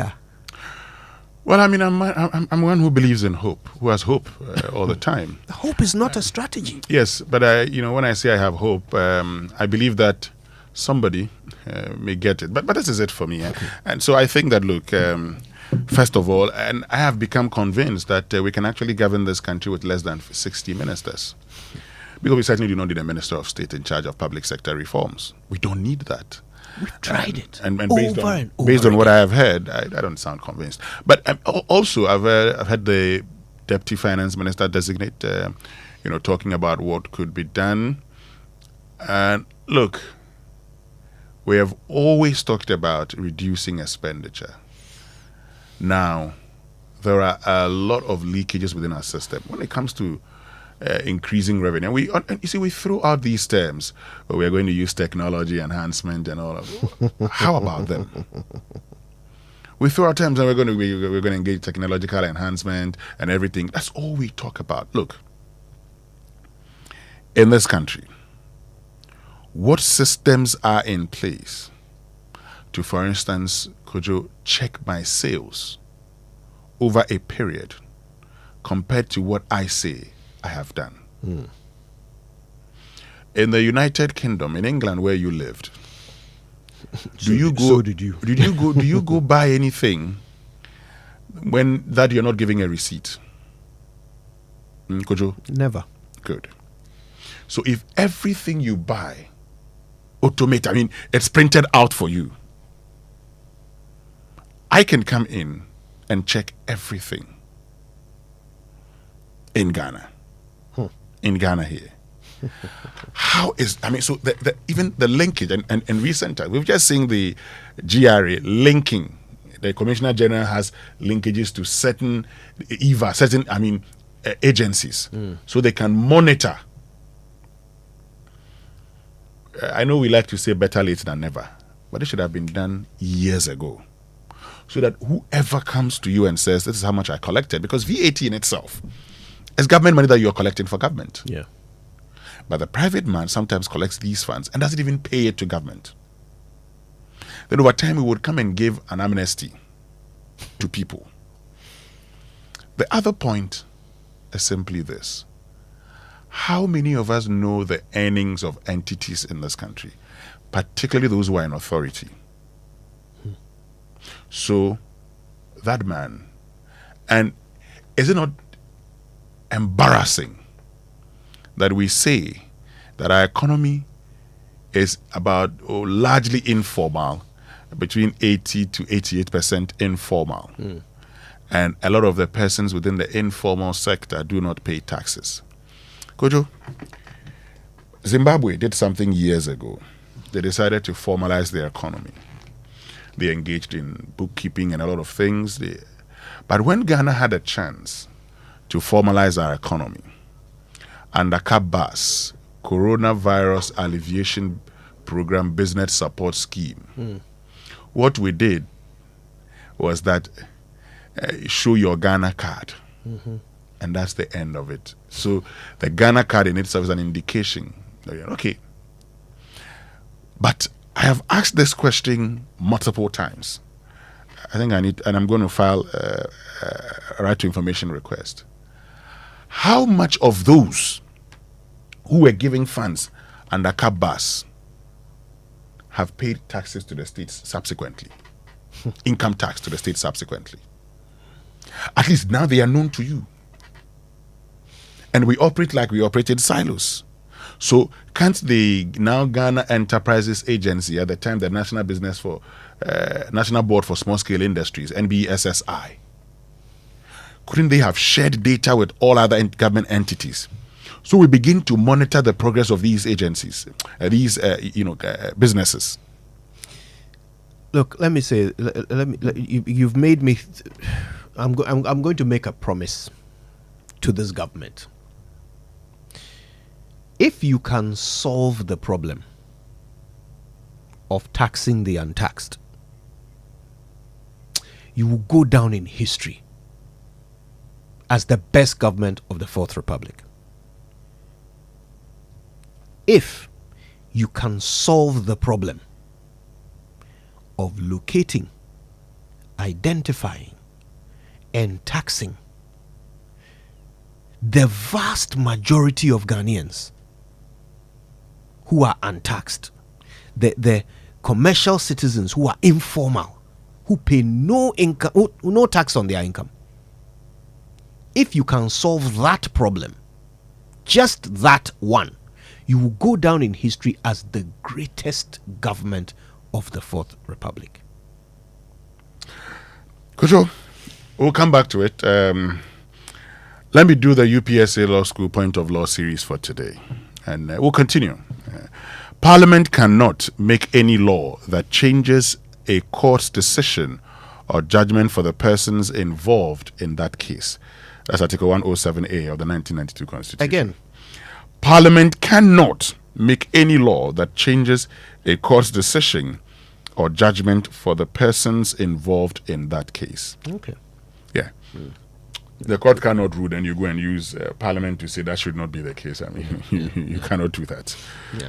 Anyway, so balances. Yes, let's. For those of you who watch the vetting or listen to the vetting, watch it on Joy News, listen to it on Joy FM, wherever you may have listened or watched it. Get on to X, use the hashtag JoySMS, and tell us your own assessment of the nominees who appeared before the vettings, the appointments committee yesterday. Yeah. Also get on to WhatsApp 055-1111-997. We're particularly interested in your views on the Minister Designate for Public Sector Reform. What do you think? Is that the person to do the job for us?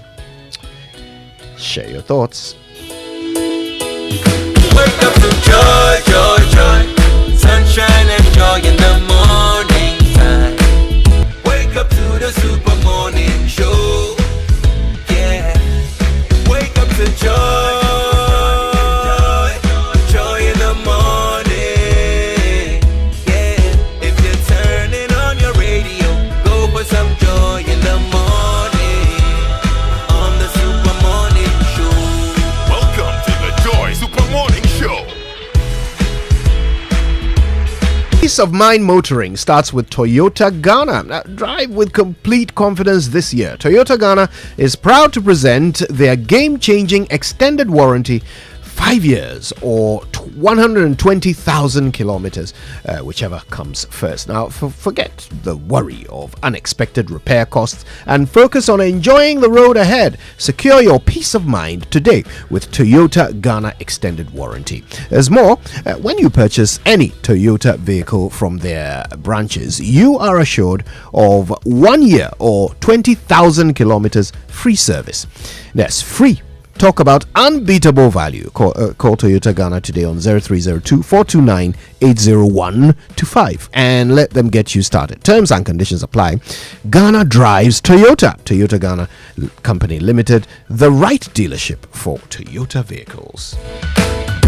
Ago Ghana. Checho. And Danwell Insurance is rewarding you from now till March. Switch to Danwell Insurance for exceptional service and prompt claims payment, and win rewards like fuel coupons, microfiber dusters, and many more. For already existing loyal customers, we've got you covered too. Simply renew your insurance policy and enjoy exciting rewards. Insuring with Danwell Insurance pays.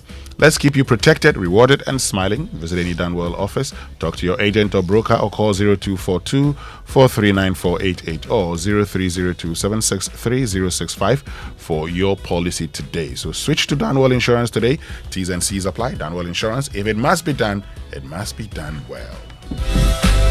All right, have you heard about the incredible benefits of Excellium from Total Energies? Well, let me tell you more about this premium fuel with its amazing 3-in-1 power. Total Energies introduces Excellium new formula, the additive enriched fuel, with its powerful 3-in-1 action that cleans your engine, extends its life, and lowers your fuel consumption. Thanks to the cumulative effect of its anti-corrosion, anti-wear, and detergent additives, Excellium new formula also lowers your vehicle's fuel consumption while reducing CO2 emissions. You will drive, sir. Experience the difference with Total Energies Excellium new formula. Choose Excellium, choose quality. Volkswagen wants to be part of every moment in the life of every great man and woman. VW wants to be there when you start your new family, when you arrive on time for important social gatherings, when hastening to resolve an emergency at home or at work, when you receive that big idea during rush hours in the city, when the family is on a road trip, and when you have to chill with the boys and girls on a weekend. The new Paramount will carry all your special moments in its renowned spacious 7-seater with its 3.6-liter V6 petrol engine producing maximum power of about 280 horsepower. Be sure you will arrive at home and work quicker than expected. Now selling at only 712,000 Ghana cedis. This is less than $50,000. And so, Koji Hansen, you can afford this. Get one. Volkswagen, rise and thrive. Hurry while stock lasts. T's and C's apply. Call or WhatsApp VW Ghana on 0257956688 for more information about the range of models: Vetus, T-Cross, Tiguan, Allspace, Paramount, and Amarok pickup. All right, Ghana, let's talk water tanks. Do you know the secret to real water storage? It's simple. If your tank doesn't have the tortoise on it, then it's not the correct tank. That's right, the tortoise tank, Syntex tank, is the champion of water tanks. It is strong, it's durable, and it's built to handle our Ghanaian weather. Rain or shine, Syntex tank has your back. So, listen, go outside, check your tank, and if it doesn't have a tortoise on it, it's time to upgrade. Join the Syntex tank family today and enjoy water storage that is tough like a tortoise. Call 0244-335-168 to buy now or find one of their 400 agents across the country. You can also shop online at syntexgh.com. Syntex tank, a strong, a tough. Ladies and gentlemen, so here's some exciting news. Omnibusek Bank, Ghana's fastest growing and coolest bank, has a new tagline: not just another bank. Yeah, you heard right. Omnibusek Bank has a new tagline: not just another bank. And we're redefining banking with a renewed commitment to making you, our cherished partner, the happiest customer. This new era reinforces our resolve to be the bank of choice, where continuous innovation drives exceptional customer experience 24/7. Not just another bank means banking with confidence and excitement, knowing that your bank is truly extraordinary. Evolve with us. Call us on 0307 086 or 0302 758 555 or toll free 0800 100 790. Omnibusek Bank, not just another bank. Well, conferencing doesn't have to be the same boring routine. The location for your next conference can be both result-centered and relaxing. Aqua Safari Resort gives you the best of both worlds and more, so let them take the stress out of the process. Just call them on 0540-110-190 and watch your conferences and events effortlessly taken care of. Renewing your motor insurance policy with SG Ghana is not just about getting a reliable cover for you and your vehicle. There are amazing extra benefits that will blow your mind. From now till the 30th of May, buy or renew your comprehensive motor insurance policy with SG Ghana Sound Drive and win big in the SG Ghana Insure and Win promo. You stand the chance of winning a 2-night all-expense paid stay for 2 at the luxurious Safari Valley Resort. You could also win 4 brand new tires or free car servicing for a whole year. There's more. Get up to 1,000 free fuel instantly just for renewing or buying your comprehensive motor insurance policy from SG Ghana. Call 0302 214 314 for more information or walk into the nearest SG Ghana branch to buy or renew your motor insurance policy today. This promo is regulated by the NLA on a Carter's Lottery platform. SG Ghana Sound Drive is underwritten by Salam Alliance General. Terms and conditions apply. Societe Generale Ghana. The future is you. All right, now don't forget to go to kingdomstoreonline.com at least once today. Go check out the best quality office essentials, equipment, furniture, and stationery from Kingdom Books and Stationery. Of course, you can pay via Momo across all networks for whatever you buy, and then just wait at home for your quick delivery. Of course, if your home or office is in Accra or Tema, you get free delivery as well. So, terms and conditions apply. At Kingdom, quality and affordability are their hallmarks. And Imperial General Assurance brings you the Asempa Motor promo. From now till the 30th of April, win big with Imperial General with the Asempa Motor promo. Yes, it's good news. Renew your existing policy or sign up for a motor insurance policy from Imperial General and win handsome rewards. Yes, it's instant. Just insure and win and pick your rewards, fuel coupons, gift vouchers, special souvenirs, and more. Imperial has made your renewal process simple. Just click on the link in the renewal notification message from Imperial and follow the prompt, and bingo, your renewal is done. And here's the big deal: Imperial is giving you a free 1-year life insurance as part of your motor insurance. So get it double from Imperial General. Call us today on 0577 667 436 or talk to your broker or any of our agents across the country for further details. You can also follow us on all our socials. Terms and conditions apply. Imperial General Assurance, solid protection. All right, so we've got sports, we've got birthdays, we've got more discussions and dialogues, including your views, coming up on the Super Morning Show. So stay exactly where you are. Stay strapped in for more. It's all coming up.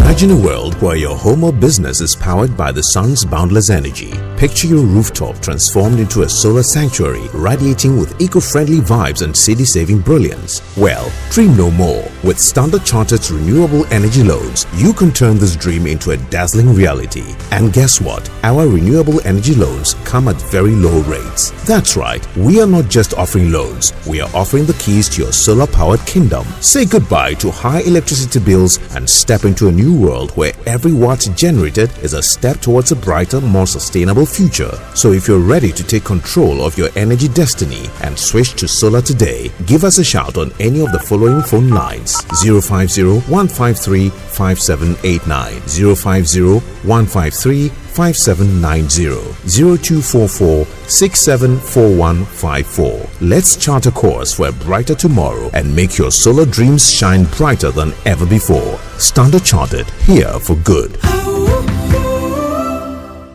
Active Insurance Mamo Official Po. Buy or renew your motor insurance in the Active Official PAP promo and walk away with instant gifts such as free fuel coupons, car dusters, and branded souvenirs. Dial *713*313# or visit any of our branches, agents, and brokers nationwide to buy or renew your motor insurance policy. Get activated and receive your instant gift. Promo ends on 30th April 2025. Terms and conditions apply. Active Insurance. Our clients, our passion.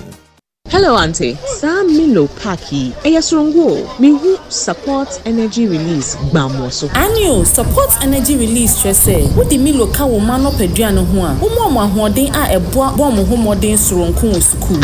Penua mame. Won kunim di funya eduano ni awoden. Familo awoden kawo eduane ho. Afi, Milo vitamin D a eboa energy release. Ti bo won debio da edumaye. Milo awoden awode beko kan. FDA aji ejwedi kratoi atumu.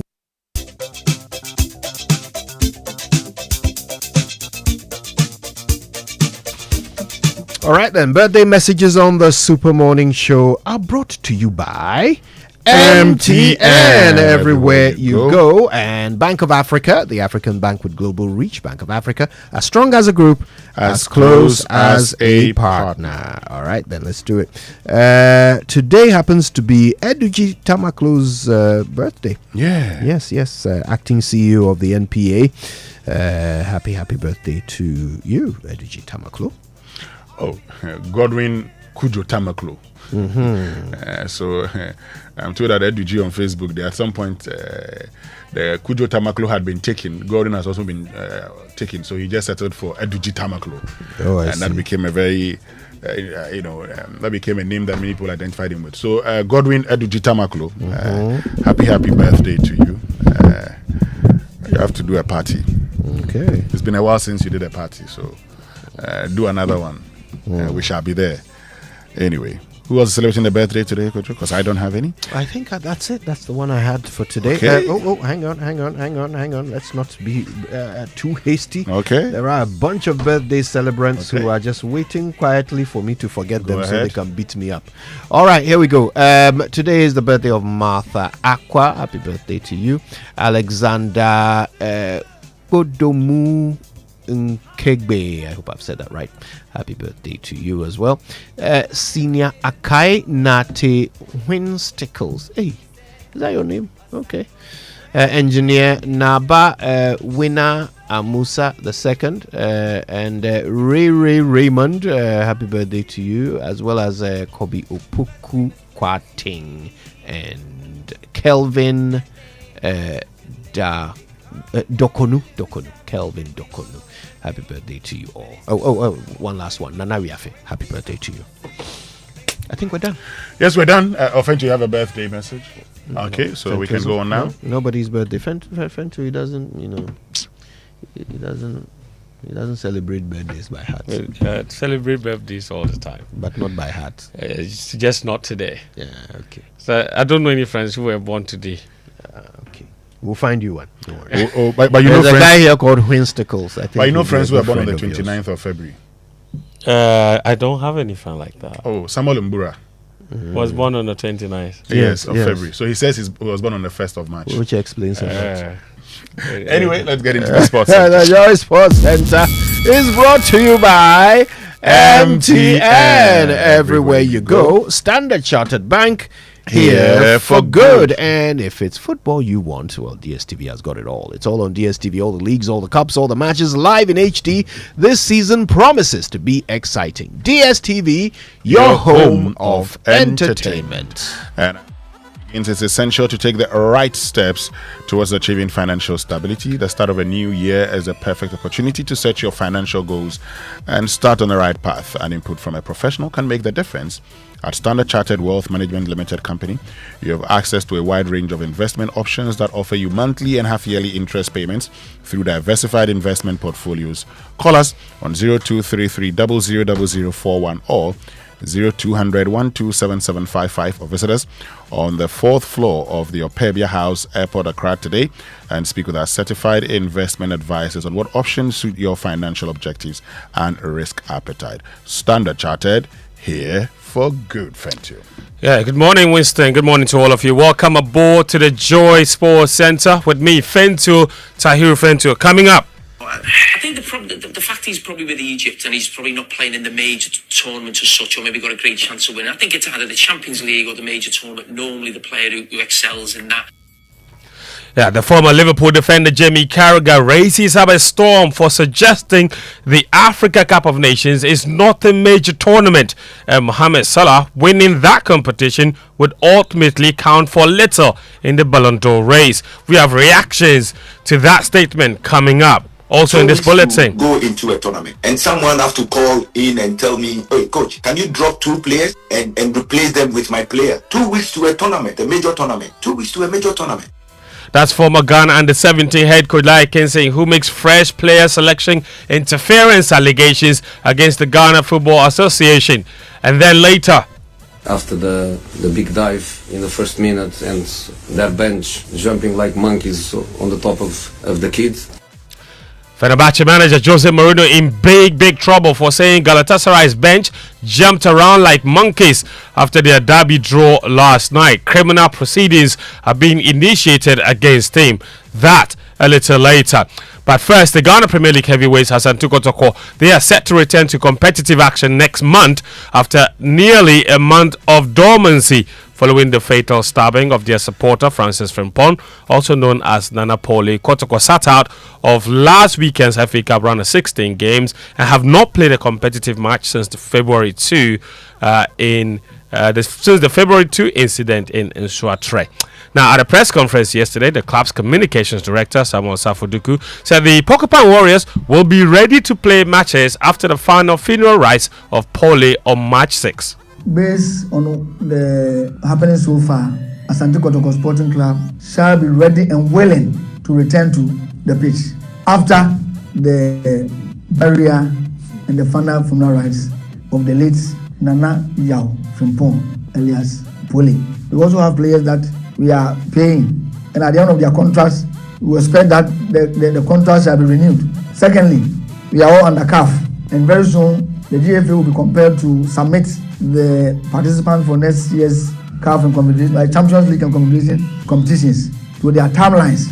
So we have thought it twice that while we continue to seek justice for our brother, the league and therefore football activities cannot go on, and we are fully prepared. Safoduku speaks for Kotoko. Now, moving on, the Black Queens had a friendly match yesterday against Raja Casablanca's women's team. The match was called off minutes to the scheduled kickoff time. According to the Ghana Football Association, the cancellation was due to circumstances beyond their control, and we still await explanation for what exactly happened.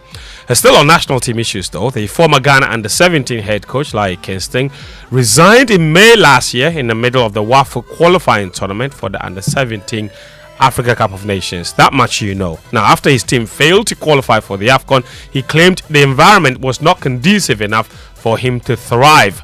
Now, the former Ghana international has alleged that the GFA officials called him to drop players and invite their preferred players just 2 weeks to the start of the competition. We have 2 weeks to go into a tournament, and someone have to call in and tell me, "Hey, coach, can you drop 2 players and replace them with my player?" 2 weeks to a tournament, a major tournament. 2 weeks to a major tournament. I don't think that's fair on the coach and that's fair on the players. We have the team in camp already. All of a sudden, they bring a whole group of under 17 to camp, the same camp that we are staying. And then I had a call that then they gave them 2 coaches. Then they told me, go and watch their training and see if some of them can fit into your squad that is going to play the tournament. And for me, I wasn't happy, but I did. That's like Kingston. It's worth noting that the GFA has consistently denied interfering with player selections for national team coaches. Now, Mohamed Salah, he scored and assisted in Liverpool's 2-0 win against Manchester City over the weekend. The victory took the Reds 11 points clear at the top of the Premier League table and in pole position to win the title. Salah has also been instrumental in shooting Liverpool into the Champions League round of 16 and the League Cup final. So far this season, the Egyptian has been involved in 41 goals for Liverpool in just 27 appearances. It's the kind of season that has put him in the conversation for the Ballon d'Or title. But the former Liverpool defender, Jamie Carragher, working as a pundit for Sky Sports, suggested that Salah might not win the Ballon d'Or because he plays for Egypt, a country that has not participated in major tournaments. I think the fact he's probably with Egypt and he's probably not playing in the major tournament as such, or maybe got a great chance of winning. I think it's either the Champions League or the major tournament. Normally the player who excels in that. You're looking at sort of Vinny Jr., Mbappe right now, Real Madrid looking really good going for the Champions League. Liverpool will be in that conversation, but right now he's certainly the front runner. And so that's Carragher. Now, on that very show, immediately after his comment, his fellow pundits Michael Riches and Daniel Sturridge took issue with Carragher's comments and stated that the AFCON is a major tournament. Just say AFCON is a major tournament because a lot of people are a bit saying people not taking that. AFCON is a major tournament, just so you don't. No, but Egypt are not going to win the World Cup, are they? No, but AFCON is it's big, wasn't it? Remember when him and Mane was going for it in the league? I'm just saying. It's a fact. It's a fact. You in your It's a place. fact. It's a fact. If you win the Euros or you win the Copa America, it's deemed to be big, so the AFCON's in the same level. That's Daniel Sturridge. Before him, you had Michael Richards there. Now, still on that matter, the former Man United defender Rio Ferdinand, on his podcast, also disagreed with Carragher and says the consistent disrespect of the AFCON is unacceptable. That comment is representative of the majority of people out there would say that. I don't think that's right. I think that's an ignorant kind of thought process, because the African Nations Cup, if you go to Didier Drogba, Abidi Pele, over there Samuel Eto'o, down to the All these players guys. now, Mahrez, Mo Salah, Mane now, Yeah. they'll tell you this is that we have to win this. Yes, it doesn't get back to resources wise like Euros, etc. But doesn't that mean that you have to devalue it? It's a continent of huge power, a continent that contributes to European football through players immensely, massively, players. So it should be respected more than it is. That's Rio Ferdinand. Now, that's an issue that we tried to understand on Sports Zone last night, the consistent disrespect for the Africa Cup of Nations. Now, Joy Sports pundits, Chief Sichofe Philippa Chirim and Daniel Cranting, last night they said the consistent disregard for the AFCON, although annoying, has largely been invited by the poor performances of African teams at the global stage. It is generally an annoying truth, and I'm going to go into it. Truth of the matter is, those who vote for the Ballon d'Or, we are looking at, especially for the journalists, we are looking at on the FIFA ranking, top 100 countries that are in there. They've got one rep from each country as a journalist voting for them. That list is largely dominated by European countries. Straight away, those from the African bloc are disadvantaged. Straight away. So that's a fact.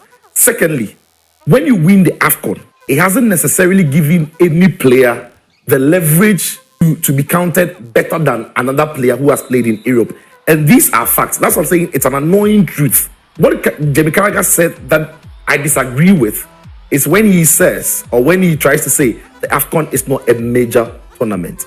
The AFCON is every continental tournament. It's a major tournament. We've not done enough on the global scene. So we don't have global credit. We don't have global credit. We don't have global aura. And it shouldn't be, but just that's how it is. Because the top countries on this continent, they're talking about 4-time winners Ghana. Ghana has gone to the World Cup. The best we've done is a quarterfinal. Nigeria have won 3 AFCONs. The best they've done is a round of 16. It took 2022 for the world to see an African country in a semi-final. Like, it's not good enough. And when you look at South America, Uruguay has won a World Cup. Argentina has won a World Cup. Brazil has won a World Cup. Colombia has reached the last stages of a World Cup. Until African countries start doing well at the world stage, consistent, then the world will start paying attention to it.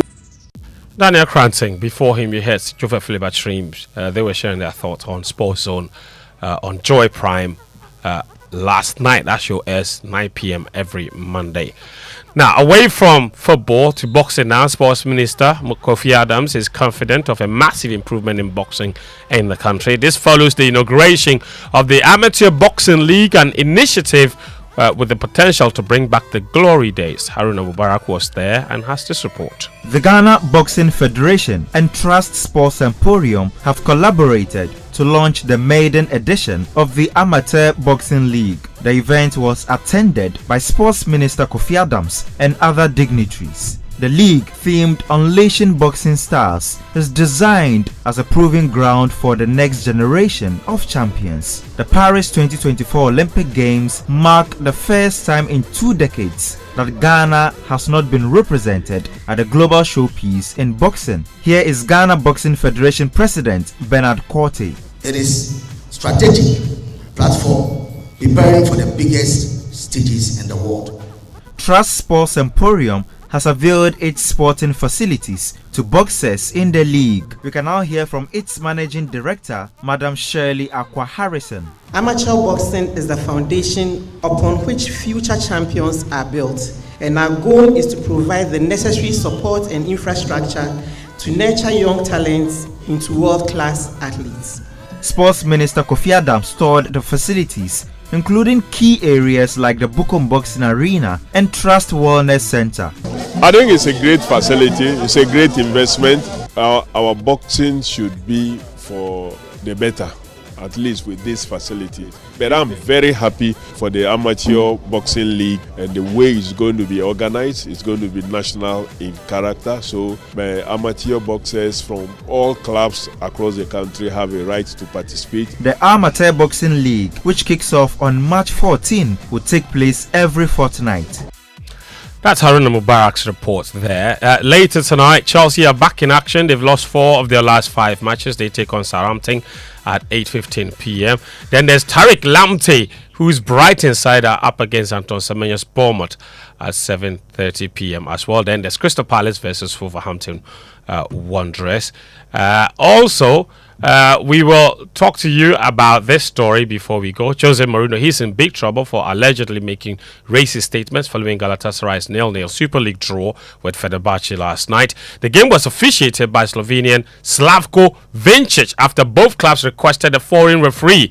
Now, Galatasaray say Mourinho has consistently made offensive remarks about the Turkish people since taking charge of Fenerbahce and will pursue criminal action against him. Here's what exactly Jose said after the game. And again, I have also to thank the referee, because with the Turkish referee, after the big dive in the first minute and their bench jumping like monkeys on the top of the kids, with the Turkish referee you would have a yellow card after 1 minute, and after 5 minutes I would have to change him. So thankfully it was perfect experience for him. Jose Mourinho never shies away from controversy. Now he's in big trouble. That's all the sports this morning on the Joy Sports Center. My name is Fentuo Tahiru Fentuo. Back to you, Winston. Thank you very much, Fentuo Tahir Fentuo, for the latest in the world of sports. And let's get interactive this morning. Social media messages here on the Super Morning Show, brought to us by EcoBank, a better way, a better Africa, and Provident Insurance. With Provident, man, you're covered. So look, don't be scammed because you know that fraud activities are on the increase as scammers continue to target customers of various banks through phone calls, text messages, and emails to get at customers to divulge sensitive information such as password, PIN, card information, CVV, OTP, and other personal details. Their ultimate goal is to steal your money. EcoBank wishes to advise all customers to be extra vigilant and never trust any phone calls, text messages, or emails from anybody posing as an EcoBank staff and assisting customers to update their bank details. Always remember that bank account details can only be updated at an EcoBank branch. EcoBank mobile app can only be upgraded at the App Store or Play Store. Linking your Ghana card to your EcoBank accounts at any EcoBank branch or the EcoBank or EcoBank.com. Do not share your password, PIN, OTP, card information, or any other personal information with anyone, whether remotely or face-to-face. Never give the 16 digits or any number on your bank card to anyone. Avoid any calls or messages that request you to click a link, and report any suspicious SMS, email, or phone calls to the EcoBank Contact Center and delete such messages at once. When in doubt or feel insecure, call EcoBank Contact Center on 0800 003 225 on toll free. But this new year, let your journey be worry-free. Renew or buy a brand new motor insurance policy with Provident Insurance from January to March 2025 and enjoy exciting rewards, including fuel coupons and exclusive Provident souvenirs. Need assistance? Chat with Obaya, a friendly WhatsApp assistant on 0242 426 396. She'll sort you out, baby, anywhere, anytime, or visit any of our 15 branches nationwide. Provident Insurance, your reliable partner for 43 years, keeping you covered every mile of the way. Don't miss out on this special offer. Chat Obaya now or visit any of our branches, agents, and brokers today. T's and C's apply. With Provident, man, you are covered. Which means it's now time for us to bring you the Joy Business Minute, and it's brought to us by Anointed Engineering Services, the generator experts, Consolidated Bank Ghana, CBG, we stand with you, and Pinnacle Life Insurance, more for your smile. Hello, welcome to the Joy Business Minute, brought to you by Consolidated Bank Ghana. We stand with you, Anointed Engineering Services, the generator experts, and Pinnacle Life Insurance, more for your smile. The Trade Ministry will work to ensure that pricing of cement products are in line with the country's laws whilst checking arbitrary quotes. The move is part of efforts to protect consumers. The 10% adjustment in base pay for public sector workers on the single spine salary structure will increase the wage bill by 11 billion cedis this year. That's according to Deputy Minister of Finance designate Thomas Nyakwampem. The Finance Minister has given the GRA the target of over 200 billion cedis in tax revenue for this year. And Singapore's biggest bank says it expects to cut 4,000 roles over the next 3 years as artificial intelligence takes on more work currently done by humans. And that's the Joy Business Minute, brought to you by Consolidated Bank Ghana. We stand with you. Anointed Engineering Services, the Generator Experts, and Pinnacle Life Insurance. More for your smile.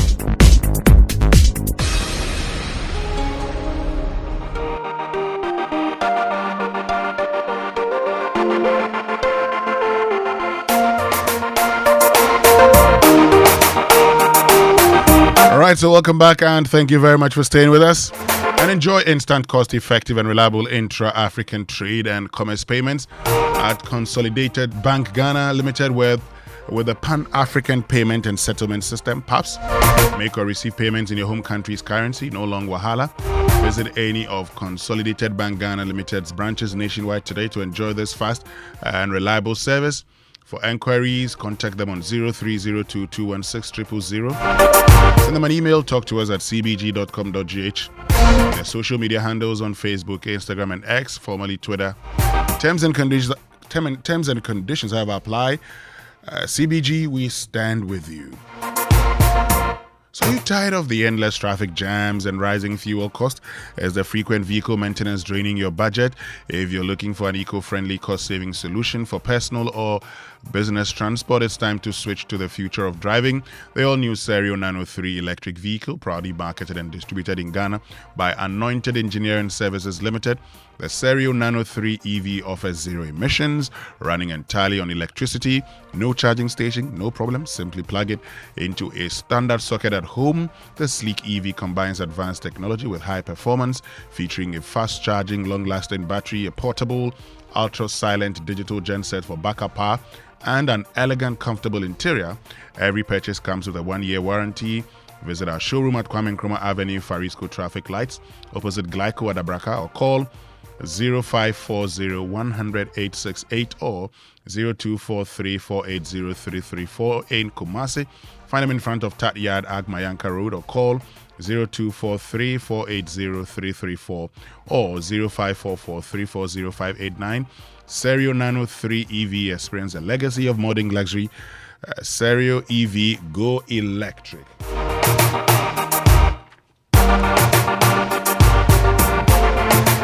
And on Big Stories this morning, brought to us by Telecel, connecting energies and latest from your partner for life.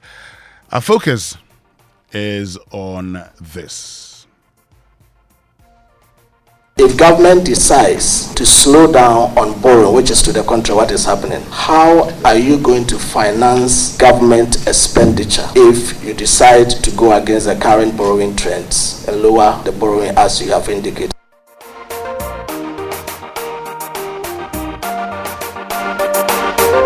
Are going to aggressively pursue revenue generation, and we will cut expenditure. As for expenditure, we need to constrain it. Without that, there is no way we will be able to achieve our target. So yesterday, Member of Parliament for Esojaman and Deputy Minister Designate at the Ministry of Finance, Thomas Ampemnyako, appeared before the Appointments Committee of Parliament, answering questions on debt, answering questions on how government intends to increase revenue generation, and also how government intends to fund all the promises made without resorting to lots of borrowing. You heard him talking about how government intends to reduce expenditure and how government intends to increase its revenue generation. Is it that simple? Well, there's more. Well, stay with us here on the Super Morning Show. But yesterday also, the Member of Parliament for Tempani and Minister of State Designate in charge of public sector reforms, Lydia Lamisia Kanvariba, was in Parliament facing the Appointments Committee. We are going to look at strengthening the institutional framework. We are going to look at how we can manage with our listening resources. We are going to see how we can leverage on technology to understand, or for people to understand, that technology can help us to do away with some of the corrupt practices. If you go to a ministry and you are working with people, there must be performance. There must be appraisals. I want to see motivation and productivity. And you can't get productivity without motivation. The two of them go together. So once we are interested in productivity, we should be able to reward people who are working well. And how do you reward people? You have to use appraisal system. You have to use monitoring and evaluation. Tell us what your thoughts are this morning. Are you pleased with the responses? 051111997. That's 05511111997. That's on WhatsApp. And then get on to X. Use the hashtag JoySMS. But are you looking for the best value data and voice offers that are tailored to your unique needs? At Telecel, we understand everyone has their own preference, and that's why we have the unbeatable Made For Me bundles, made just for you. The Made For Me affordable, customized data and voice packages personalized for you. Simply dial *530# or download the Telecel Play app to subscribe to your special Made For Me bundle. Telecel, connecting energies. Stay with us. We'll be right back after these messages. EcoBank Mobile, they make me say, oh yeah. EcoBank Mobile, they make me crazy. Download it and use it. It gon' make your life so easy, yeah. Oh yeah. Download it. You gon' enjoy it. In my branding chain. In my branding chain. Come make a download them for you. Cause you can pay bills, you can buy credit. You can pay school fees, even church tights with the Apple. EcoBank Apple.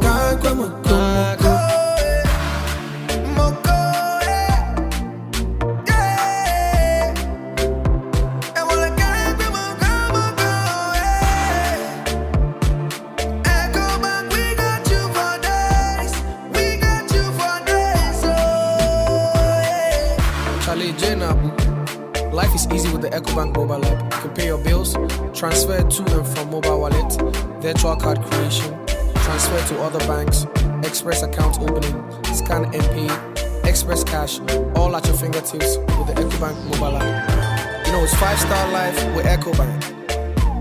Can promise.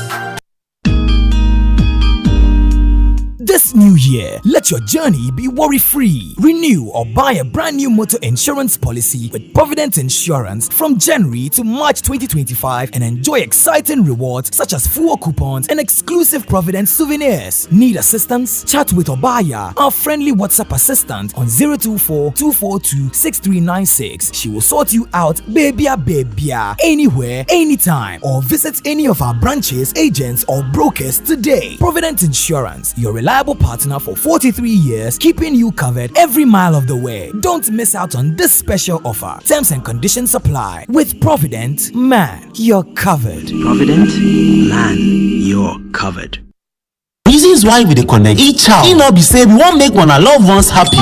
Daddy, thanks for the tea cash, okay? I love you. That be my daughter, Angela. Meba kojo. Yami sure why? Tea cash naba. I know papa ina jawase. Say I go take care of my parents. It be my duty. Say make I pay my bills. I dey use Telecel cash. The suppliers for my shop there. Hello boss, I get a Telecel cash alert too. We dey deliver the things right here. I dey make them happy because I fit pay them directly to the merchant number for any network talk. Then sort my people out with Telecel cash for free. If one a family parties, then business partners they happy. It be they make one a connection strong. Carry Telecel cash, send money, give your people for them a Telecel cash wallet store. Any day, anytime. It be free. Make you save money, tap cool, then make your menace smile. Anytime you go carry Telecel cash, send them money. Telecel, connecting energies. Babe, today we are going on the road trip. Full tank, good vibes, no worries. Road trip? But you always check fuel prices before moving. Oh, that was before Hollard Motor Insurance. Now, free fuel vouchers got me covered. Hey, free fuel? And if we break down? Oh, look, Hollard's 247 roadside assistance, day for week. Sir, then this road trip, dear, means slacking. Let's go. Buy Hollard Motor Insurance and enjoy free fuel vouchers and 24/7 roadside assistance, as well as exclusive benefits when you renew your policy. Get it nationwide through brokers, Hollard to you offices, Shell, Melcom, or on WhatsApp with Araba Hollard at 0242-426-412. You can also dial the toll-free hotline on 0800 0800 444 999 for more. Miss Lucky Cra. Grab Holland Motor Insurance now for exclusive benefits. Okay, Mr. Big Spender. Next up, ice cream.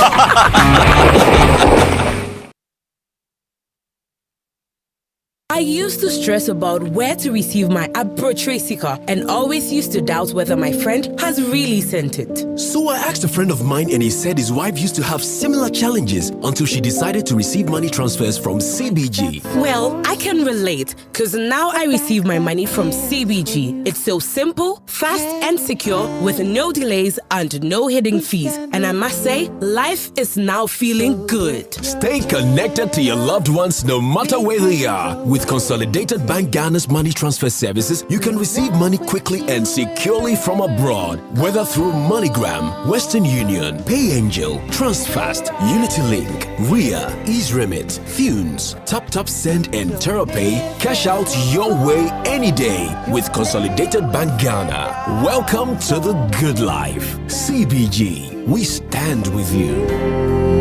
We stand with you. Are you tired of rising fuel costs and frequent service and maintenance draining your budget? Are you a transport business thinking of the best eco-friendly and cost-saving option for a car? Then switch to the Civic Nano 3 electric vehicle. The Civic Nano 3 EV is proudly marketed and distributed in Ghana by Anointed Engineering Services Limited. The sleek Civic Nano 3 electric vehicle, with its advanced technology and high performance, emits zero emissions because it does not run on fossil fuels. No need to worry about a charging station because you can charge your Civic at home directly by plugging into the socket. The Civic Nano 3 electric vehicle offers unmatched comfort, interior design, fast charging, long-lasting battery, and a portable digital ultra-silent genset for backup charging no matter your power situation anywhere. Visit our showroom for a test drive at the Kwame Nkrumah Avenue, Farisco Traffic Light, opposite Glyco office at Dabraka, Accra. Call our hotlines on 0540 100 868 and 0243 480 334. Anointed also stocks genuine spare parts and delivers after-sales services 24/7 for our Civic Nano 3 EVs. The Civic Nano 3 electric vehicle. Experience a legacy of luxury modernized. Civic EV. Go electric.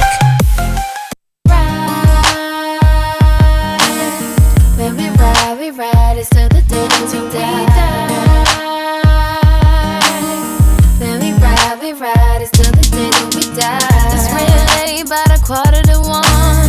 I'm thinking of everything that we become, and I hate it. I thought we could make it, but I'm ready to dead this. Just wanna forget about it. I saw her pictures in the letter she sent. You had me thinking you were out with your friends. I'm so foolish, play me like I'm stupid, cause I thought it was just you and I. Oh, now I look back on the time that we spent, and I see it in my mind playing over and over again. Cause for right now, you got me breaking down, and I just can't figure out why. But this is what you said. Oh, when we ride, it's till the day that we die.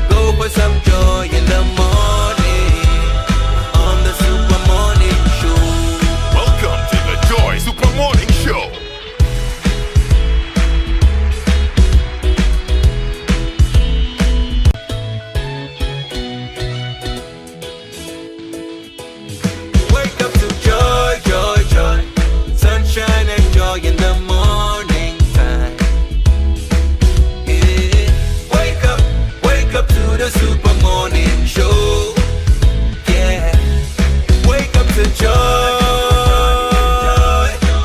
in the morning. Yeah, if you're turning on your radio, go for some joy in the morning on the Super Morning Show. Welcome to the Joy Super Morning Show.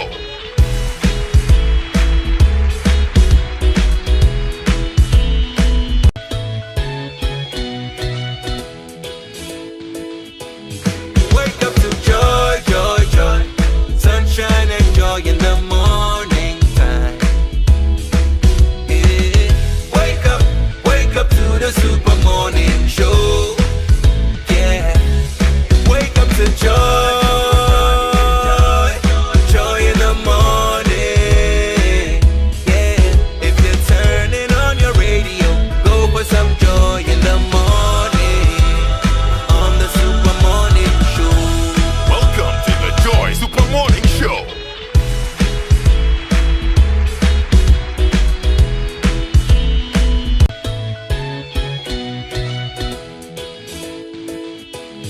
Wake up to joy, joy, joy. Sunshine and joy in the morning time.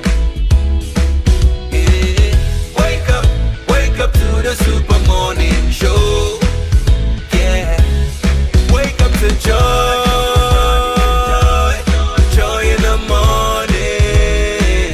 Yeah. If you're turning on your radio, go for some joy in the morning on the Super Morning Show. Welcome to the Joy Super Morning Show.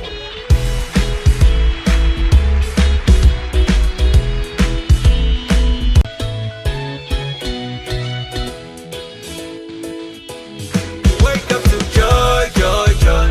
Sunshine and joy in the morning time. Yeah. Wake up to the Super Morning Show. Yeah. Wake up to joy, joy in the morning. Yeah. If you're turning on your radio, go for some joy in the morning on the Super Morning Show. Welcome to the Joy Super Morning Show.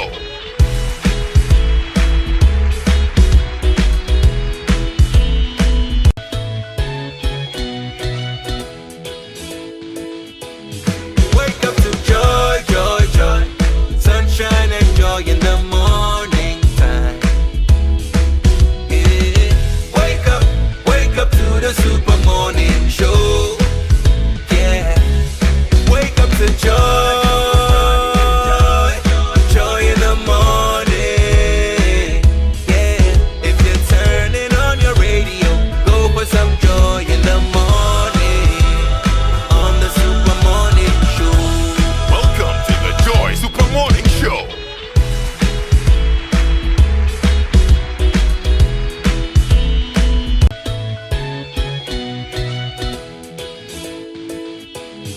Wake up to joy, joy, joy. Sunshine and joy in the morning time. Yeah. Wake up to the Super Morning Show. Yeah. Love that song, Sexy Love by Neo, who has 3 wives apparently right now. Girlfriends. 3 girlfriends, are they? Okay. Well, you start from somewhere. Yeah. Love that song. And I'm sure you do too. So many of you are tuned in, listening, sending me text messages. Good morning to you, Vivian Afua, who works at Media Foundation for West Africa. She's loving the Super Morning Show today, tuned in, probably listening through her AirPods on her way to work or sitting at her desk. Glad you're with us. All right, now listen, yesterday a number of key nominees were vetted, and today I think we need to talk a little bit about what we heard yesterday.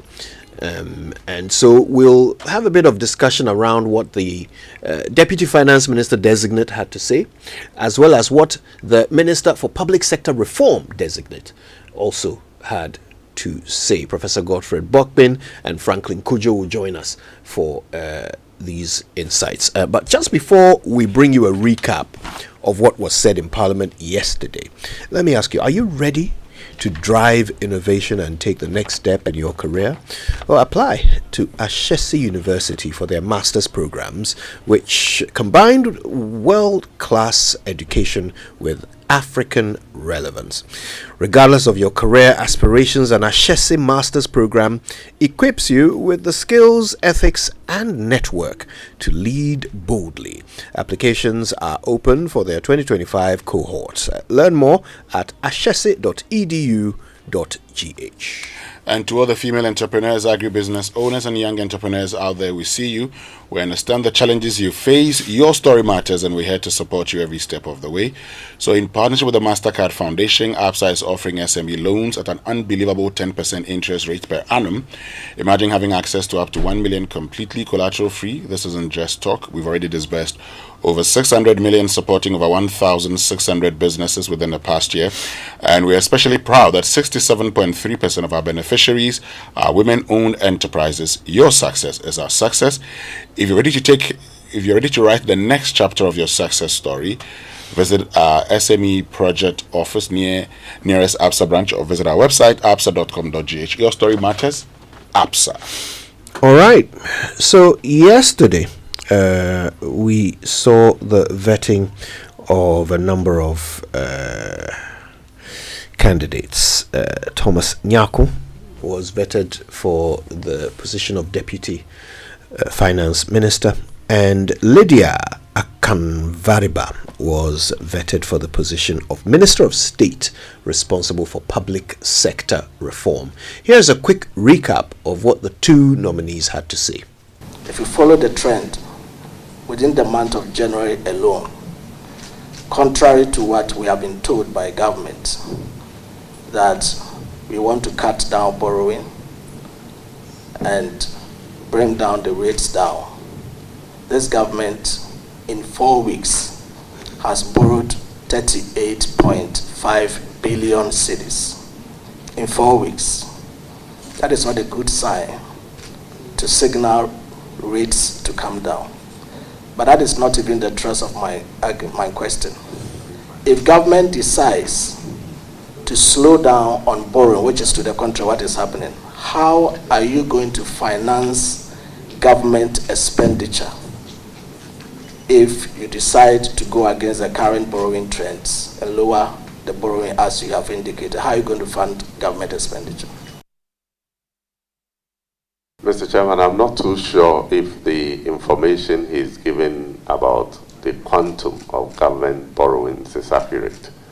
The briefings that I had indicated that we have borrowed on net basis far lower than what you are quoting, but we will have to interrogate that in due time.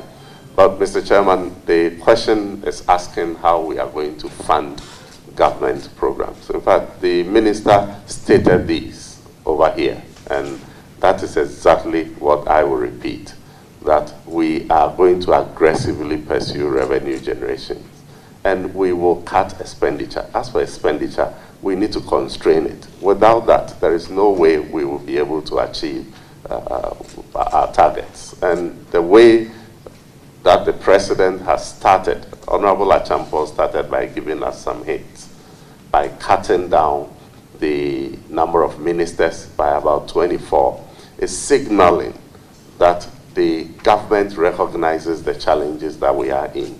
And so everybody will then be whipped in line to follow suit.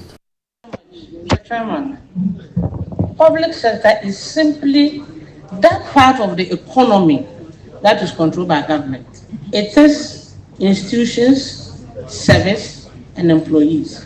The ills are so many.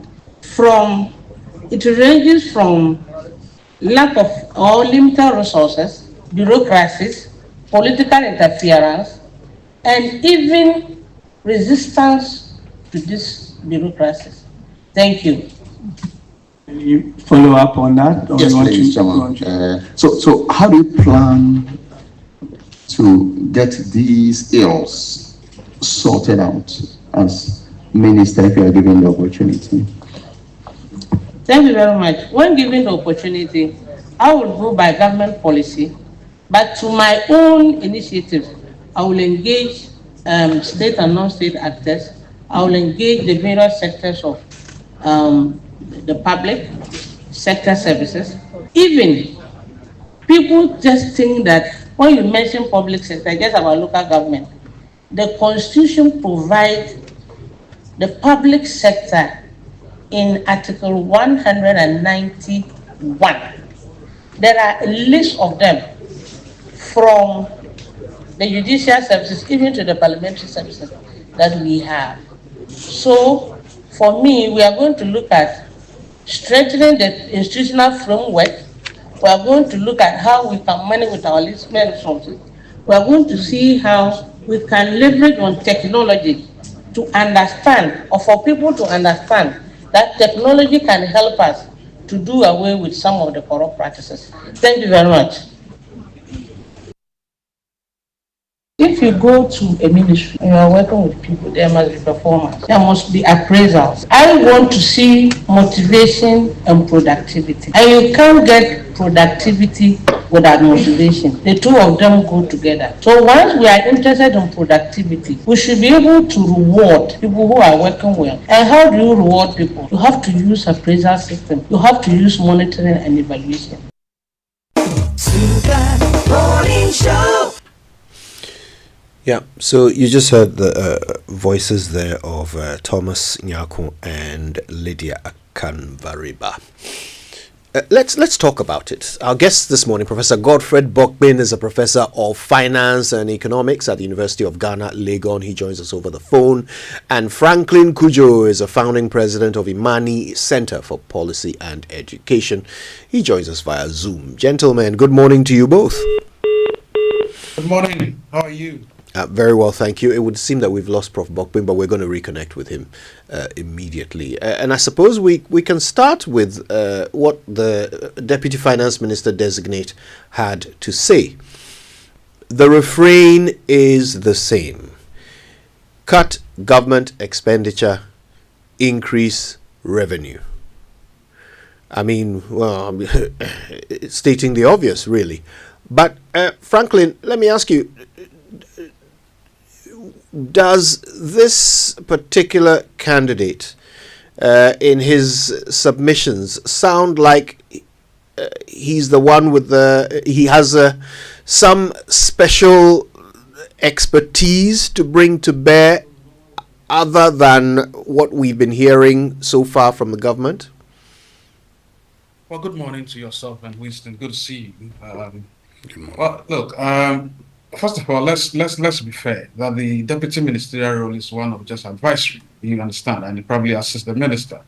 If you listen to most of the responses, not just by the deputy finance minister designate, almost all the other deputies essentially were saying, "Oh, if I give advice and if the advice is taken, because as I'm not the one going to drive policy or drive the agenda of the ministry."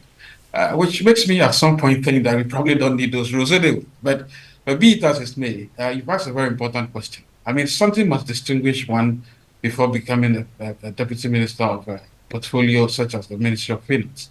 And I think the gentleman has the marbles. I suspect he has all the credentials. I was not entirely enthused because, again, the nature of the position makes it difficult for us to get a lot more out of him. I thought that we should be listening, we should be probably filling in the holes that Ato left behind when asked questions, two questions, I think, the last vetting, on issues around how to essentially raise the 10 billion infrastructure fund that they want to set up, remember? And then also the question about the 24-hour economy, essentially if this will be part of any modeling efforts to show what will be done first year, second year, third year, probably fourth year, because we need to know what sectors are going to be prioritized and why the other sectors are not going to be prioritized and how much it will cost us. I mean, any minister of finance designate beyond just reading the manifesto. Once you get to know, you must actually be part of such a procedure or process, actually understanding the modeling that will go into the 24-hour economy. But as they say, they have a substantive gentleman who's a tenor who is supposed to bring this to fruition. But I felt a bit defeated because I wanted to hear more about that when Appenio asked him that question about the 24 economy. He probably should have taken the opportunity and delve into it, and then probably, as I said, fill the gaps that are too left. The 10 billion infrastructure fund is curious because you see that dovetails into the conversation about setting debt limits for the parties or the government itself, and for making sure that the humongous debt we have, the debt iceberg if attracted so far, could be taught. You don't hear any specifics beyond saying, "Oh, we'll definitely pursue aggressive cost cutting." Well, cost cutting is a good thing, and for crying out loud, I mean, it's the thing of the world right now. I mean, Musk, my favorite guy, is doing a lot back in the States. People are obviously the people are not happy, but I wish we had a dodgy. I would have looked at, for instance, collapsing all these NEIP, YEA, GEA, collapse all of them into one unit or 3 units under the Ministry of Youth and whatever they call it now. You know, so if you hear such things, you get happy because, well, we now know that the president himself has actually cut his ministers, cut the number of ministers. That's fine, but we need a few more details beyond saying, "I'll wait until I get to the ministry before I get to know." I mean, as a deputy minister designated, very trying topics, and I think that beyond having detailed specifics at the vetting, we probably need to hear a bit more, and that's why I felt a bit disappointed, because I thought he would have risen to the occasion and defined the role of a deputy ministerial person beyond just what we know, going to assist the minister. Now, you've already mentioned the leaner government, right? And to be honest, so far, anytime the question of how are you cutting expenditure comes up, anyone in government will point you to that. Leaner government. The estimates is around some 18 billion cedis savings per year from the reduced numbers compared to the numbers we had in the immediately previous government. That's significant. Yeah, that's not a small amount. That's a lot. Right. But is this the only way to cut government expenditure, by removing personnel? What are the other fat trimming measures you want to hear from ministers and their deputies as they go into office? Well, ordinarily, I would have thought that, the question about capital investments would be important. I would have wished that, for instance, even if I did not have the details, I would have answered the question by saying, well, look, what about rationalizing government expenditure by making sure that the things that we do not have control over, so maintenance of the public infrastructure, hospitals, roads, and all of that, could come under a PPP arrangement where government takes just about 30% equity, with 70% going to the private sector, properly selected, by the way, not only capitalist selected, and then make sure that government burden is, a lot of the burden is taken on government to focus on probably the key areas where we are lagging, maybe public education, maybe a bit of public, health. There are certain interventions that are needed, so that it frees resources for other things. Because one of the things we should not forget is that if you cut, you're actually also raising revenue. You understand? So you can make an argument that if I say I'll pursue aggressive, revenue mobilization, contrary to what Kojo Yansing said this morning on the show, that if any government is able to go after, I'll probably look out for everybody who is eligible to pay, that government will be remembered forever. I agree with you. But if these people also suggest and say that, look, if you cut A, B, C, D, it will raise enough revenue to do other things. It's also a measure of actually raising revenue, by the way. So those types of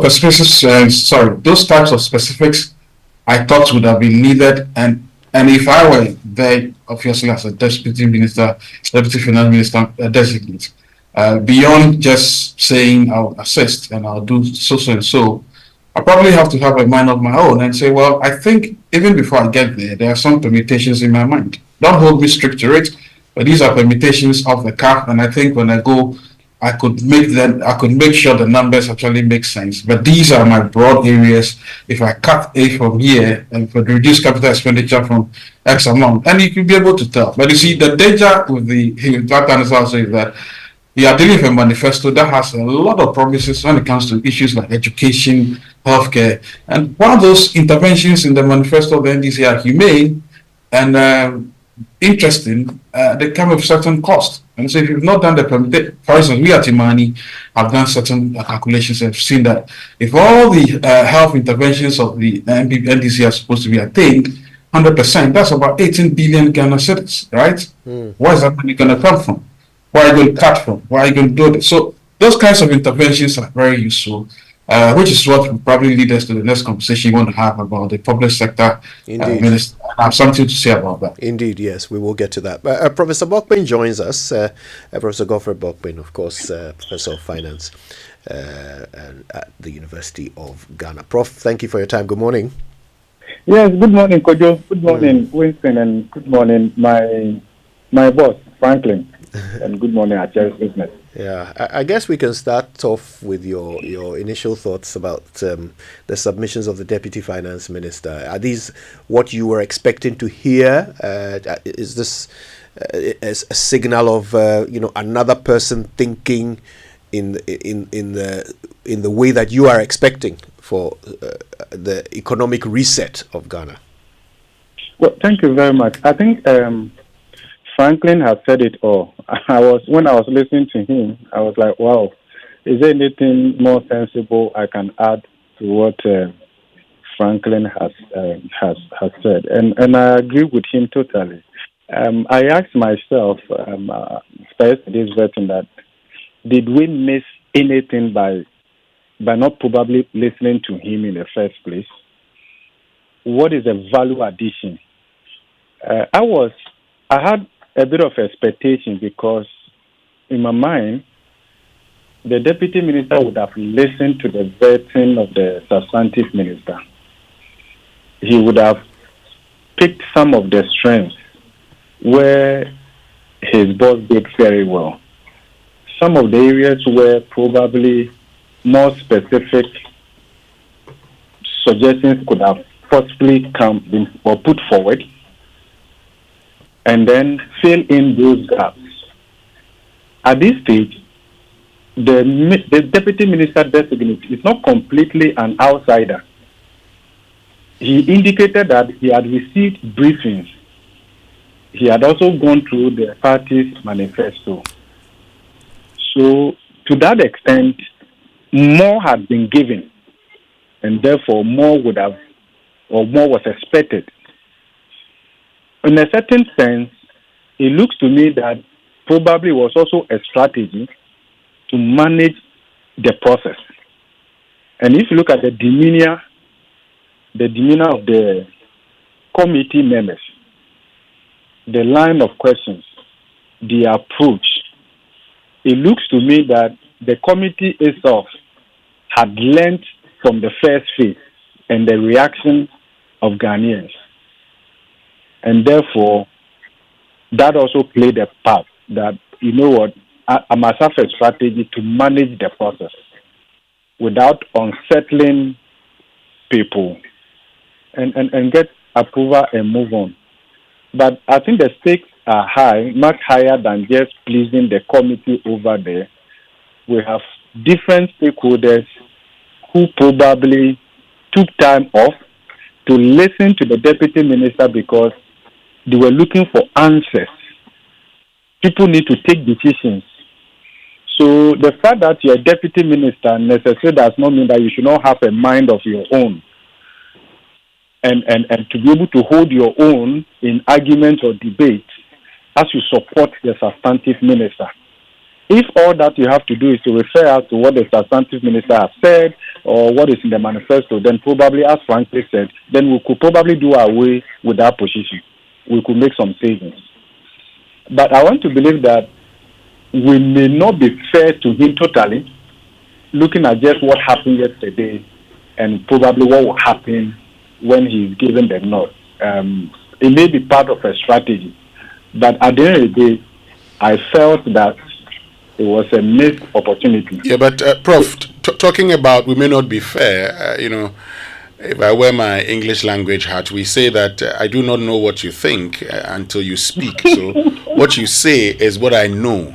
So what he said is how I can judge him, is how we can judge him, isn't it? How would it be unfair when he had an opportunity, and that's what he put up? Yes, that's how I was saying that perhaps learning from what had happened during the first phase of the vetting, the reaction, and all of that probably was part of a strategy to manage this process. Of course, to probably finish before the minority leader shows up. Well, that was just by the way. Perhaps the little I know about him and the readings that I have done, he is a calm person, but also results focused. He may not have articulated that yesterday. He may not have exhibited that level of assertiveness. But I also believe that we can give him the benefit of the doubt. And I believe that it's just a matter of time. And let me link this over to government overall strategy so far.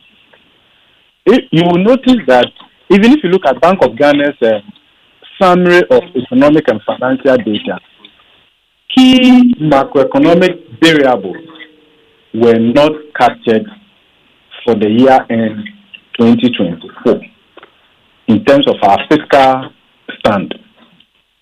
I believe that government is trying to be a bit conscious, get all the numbers, have a common position so that they will be able to articulate that and avoid internal conflict with figures and all of that. I believe that may also might have played a role in all of this. So the deputy minister didn't want to commit in terms of certain suggestions. So you see broadly that the answers tend to be very general, something that the market knew already. But my fear is that it's just a matter of time and the market will probably see cracks. So, and that may affect the government. For now, the honeymoon is set of a regime change, something that the market was largely expecting. And that is why that regime change has immediately given birth to some confidence in government institutions. You can see that in the treasury bill market. That question was asked yesterday over subscription, which is also leading to the rates coming down. The deputy minister was spot on in that regard. So I agree with you. I mean, I was just saying that, well, he may not have delivered consistent with our expectations, but I believe that he will learn from this and take advantage to be able to assert himself. There's nothing wrong, and it's not a case of you trying to assign your minister or so, but within your own space, having listened to the minister during the session, you want to be able to fill in the gap. You want to be able to tighten the loose ends, because at the end of the day, it's part of your role. So from that perspective, I felt that he could have done better. I was a bit disappointed. But like, could you spoke about that? The over concentration on cutting number of ministers and then ministries and all of that. A time will come that will not have economic value going forward. I think the market is looking for specific measures on cost-cutting rationalization, because the market is angry. The market is looking for answers, because our fiscal space, there are uncertainties. In our own calculations, the back of the envelope analysis is telling us that the fiscal deficit will be higher than what was programmed under the 2024 budget, even that was revised during the mid-year review. Probably we may be doing something more than 6.5% of GDP or so, and the primary surplus that is captured in the IMF and third review publication probably will go into a deficit from that perspective, of course, because typically you see a lot of the fiscal indiscipline in election year showing up in the last 2-3 months. And sometimes the data may not come through until probably when the first budget is being presented and all of that. But if you see the numbers that are coming through and what we have at our end here, we have not been able to keep to the fiscal discipline we promised. We couldn't walk our talk. I have to make a quick clarification. I think earlier, Franklin, I mentioned a figure, which was the savings that we've made from the leaner government. There needs to be a correction. I was talking in billions. The figure is in millions, not billions. Yeah, that was my mistake. And it's actually closer to about 10 million Ghana cedis in total, from the reduction of ministers by about 20 odd, right? So yeah, it's about 10 million if we're sticking to just how much we were paying the individual ministers in the previous government. Then Kojo, if you add the ministry, that had also gone down by a certain number, and then you look at it over the 4-year period, you are getting something in excess of 30 million. Okay. Because at the end of the 4 years, when it comes to the emolument, determination, and all of that, then of course there are other perks that comes along that are not explicitly captured. So if you put all of that together, yes, you realize that the savings will be going in excess of 30 million. 30 million, yeah. Thank you. It doesn't have to be that big. It's a concept. Yeah. And the point also is that we should not be overemphasizing on this, but we should be linking this to general government approach to public service delivery. I think that is the next level we need to look at. But of course, we also require that going forward, the number of ministers comes down to below 40. Others are governing with 24, 31, and all of that. I mean, I'll get back to you, Prof, but I think you want to make a point, Franklin. Yes, come in. Yes, I think the figure is a bit higher than that. The ministerial cuts, as well as the ministerial, as in the bureaucracies themselves are set up, or the ministers and ministries themselves. The last calculation we did, if we added the Article 71 holders, the emoluments that are added at the end of the tenure, you are inching close to about 3 billion Ghana cedis. Really. I have seen Europe, but that's around 300 million, right? Oh yes, 300 million. 3 billion. I mean, 3 billion. Yes, 300 million. I mean, when I checked. No, 3 billion. Okay, so what I saw per annum was 300 million. But we'll come back to that. I'll get to Professor Bokping, because, Prof, you've talked about the need to cut down on expenditure, and the Deputy Finance Minister designate makes that point. In fact, he talks about how they are going to engage in revenue generation, increase revenue mobilization, and reduce expenditure. You know, this sounds like a cliche. I've heard it over and over and over again. Except that what happens is not what we hear all the time. What's going to change? What's likely to change, Prof? Well, that is why the market was looking for something beyond just this general statement. We want specifics.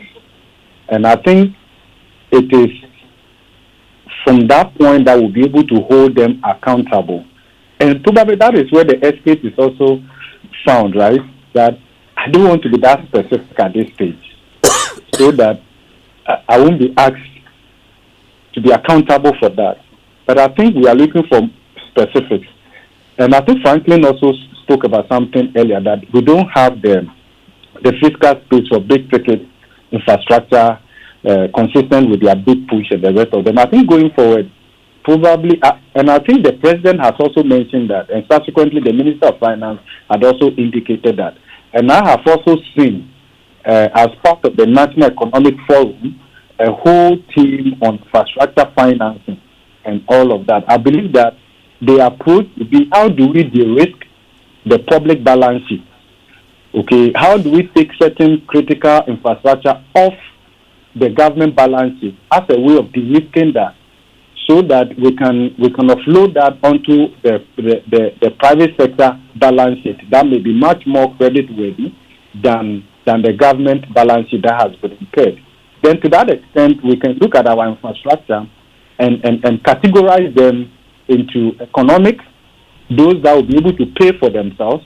We can de-risk the government balance sheet from that perspective through public-private arrangements, with government having a smaller stake in that, and then the private sector capital is leveraged to that extent. I think we can do that. Then the limited capex in terms of capital budgetary allocation that is made, we can then focus that on social infrastructure where it may not be that attractive to private sector because typically they may not be able to pay for themselves.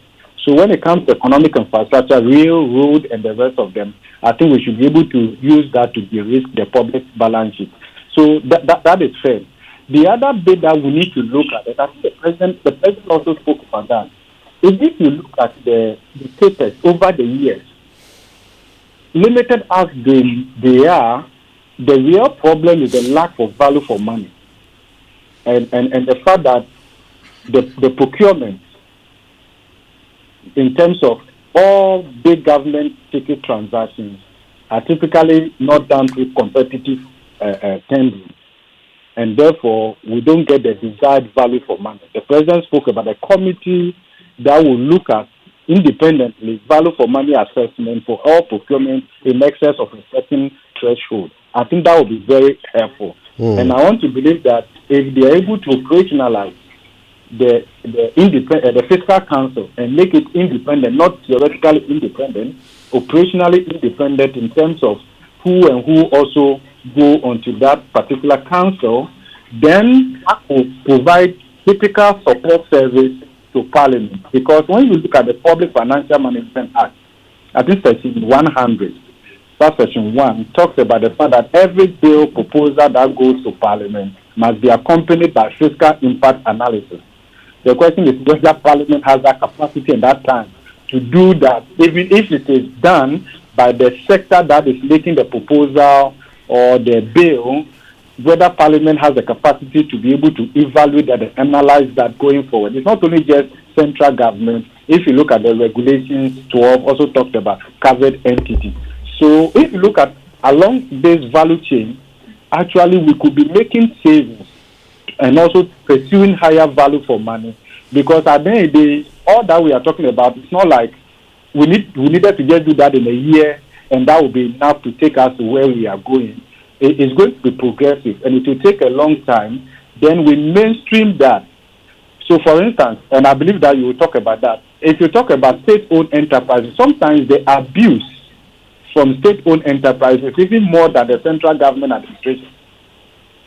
If you look at the staff strength, the growth in the staff strength of some of the state-owned enterprises is huge. And whether all of them have really job description, there's a need for them to be on the payroll and all of that is another thing that I think we should look at. And one of the things that I would suggest that there should be a staff audit across all state-owned enterprises, including Bank of Ghana. We have to be able to understand whether everybody on the payroll has a justification. There is a need, and there should be a plan for the next 5 years that should guide recruitment and all of that. Otherwise, what is going on right now is more of an abuse, and ultimately, it's the taxpayer that must come in to bail them out. Remember, the deputy minister was asked yesterday about the recapitalizing Bank of Ghana and whether the taxpayer should be called upon to recapitalize the central bank. These are critical issues that I believe that we should look at going forward. Right. We're talking to Professor Bokpin and Franklin Kujo. We're talking about yesterday's vetting, particularly the vetting of the Deputy Finance Minister Designate and the Minister of State in charge of public sector reforms. When we come back, we're going to settle on public sector reforms for a while and ask a few important questions. First of all, what's wrong with our public sector? Where are we getting it wrong? And is Lydia Akanvariba the solution to that? Stay with us. We'll be back after these.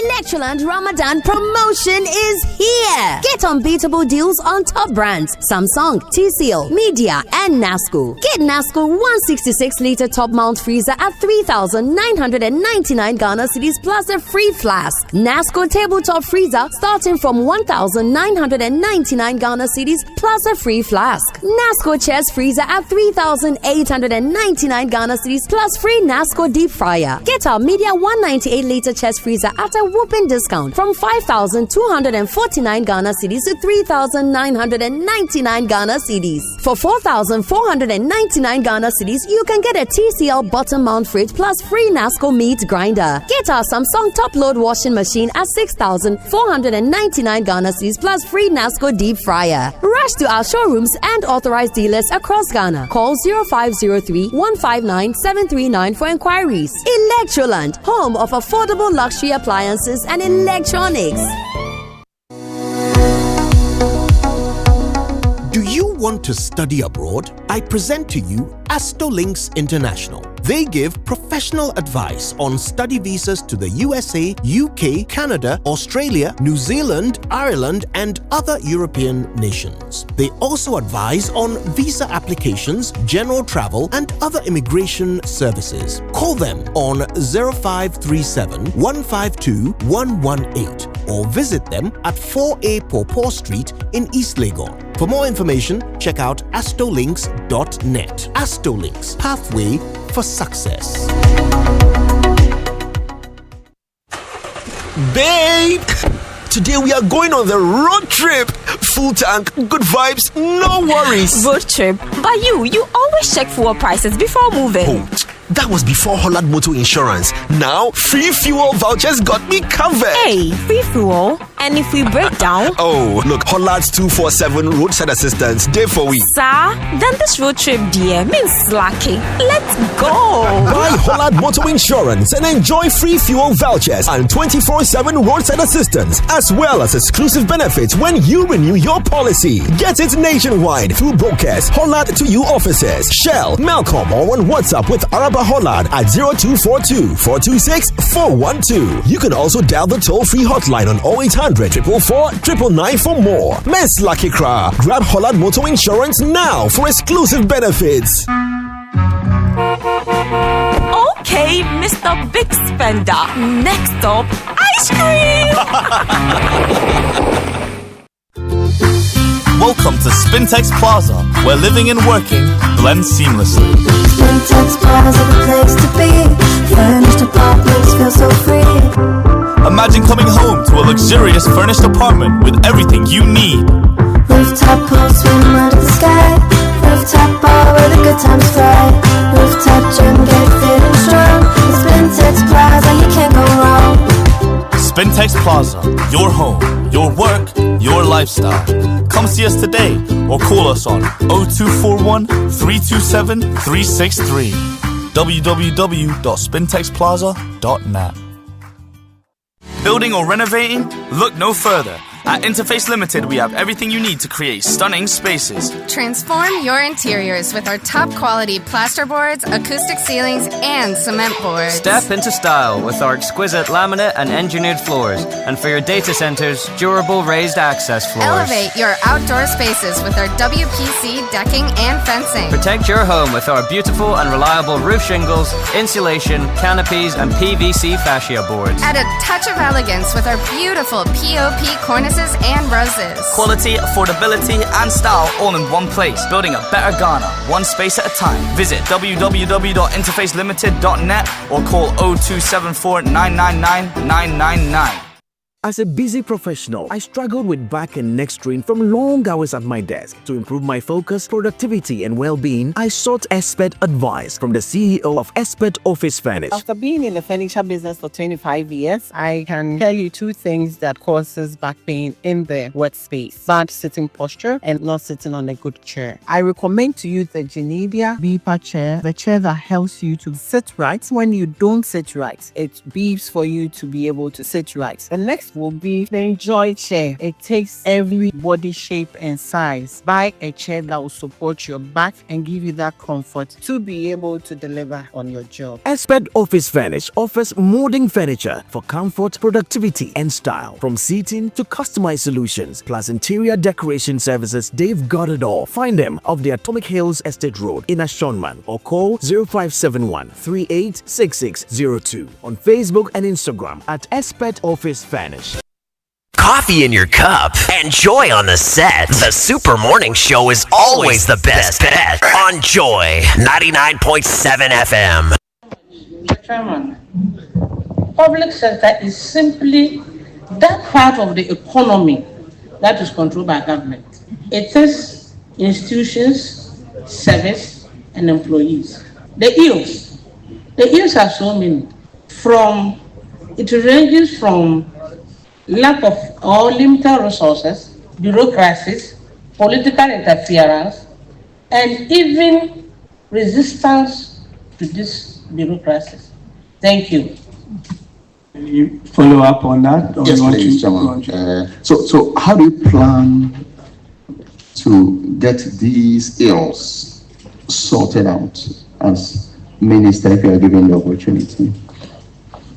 Thank you very much. When given the opportunity, I will go by government policy, but to my own initiative, I will engage state and non-state actors. I will engage the various sectors of the public sector services. Even people just think that when you mention public sector, just about local government, the Constitution provides the public sector in Article 191. There are a list of them from the judicial services even to the parliamentary services that we have. So for me, we are going to look at strengthening the institutional framework. We are going to look at how we can manage with our listening resources. We are going to see how we can leverage on technology to understand, or for people to understand, that technology can help us to do away with some of the corrupt practices. Thank you very much. If you go to a ministry and you are working with people, there must be performance, there must be appraisals. I want to see motivation and productivity. And you can't get productivity without motivation. The two of them go together. So once we are interested in productivity, we should be able to reward people who are working well. And how do you reward people? You have to use appraisal system. You have to use monitoring and evaluation.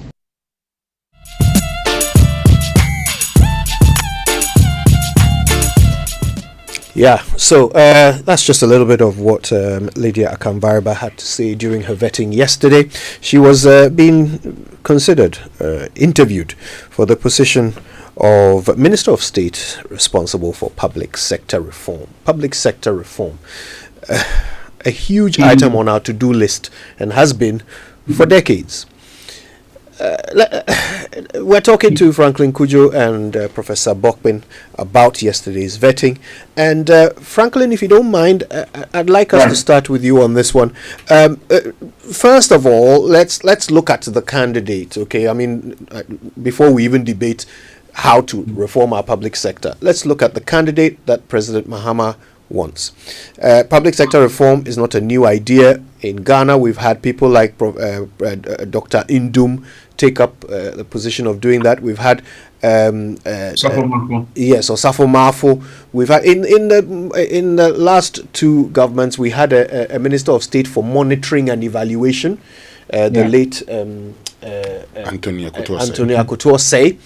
In the United States, Elon Musk has been given the task of bringing logic and rationale to their, public sector. Is Lydia Akamvarba John Mahama's Elon Musk? Well, first of all, I have to say that yesterday I felt quite crestfallen because, again, not that the lady cannot deliver, but most of the things she was saying, she will have absolutely no power.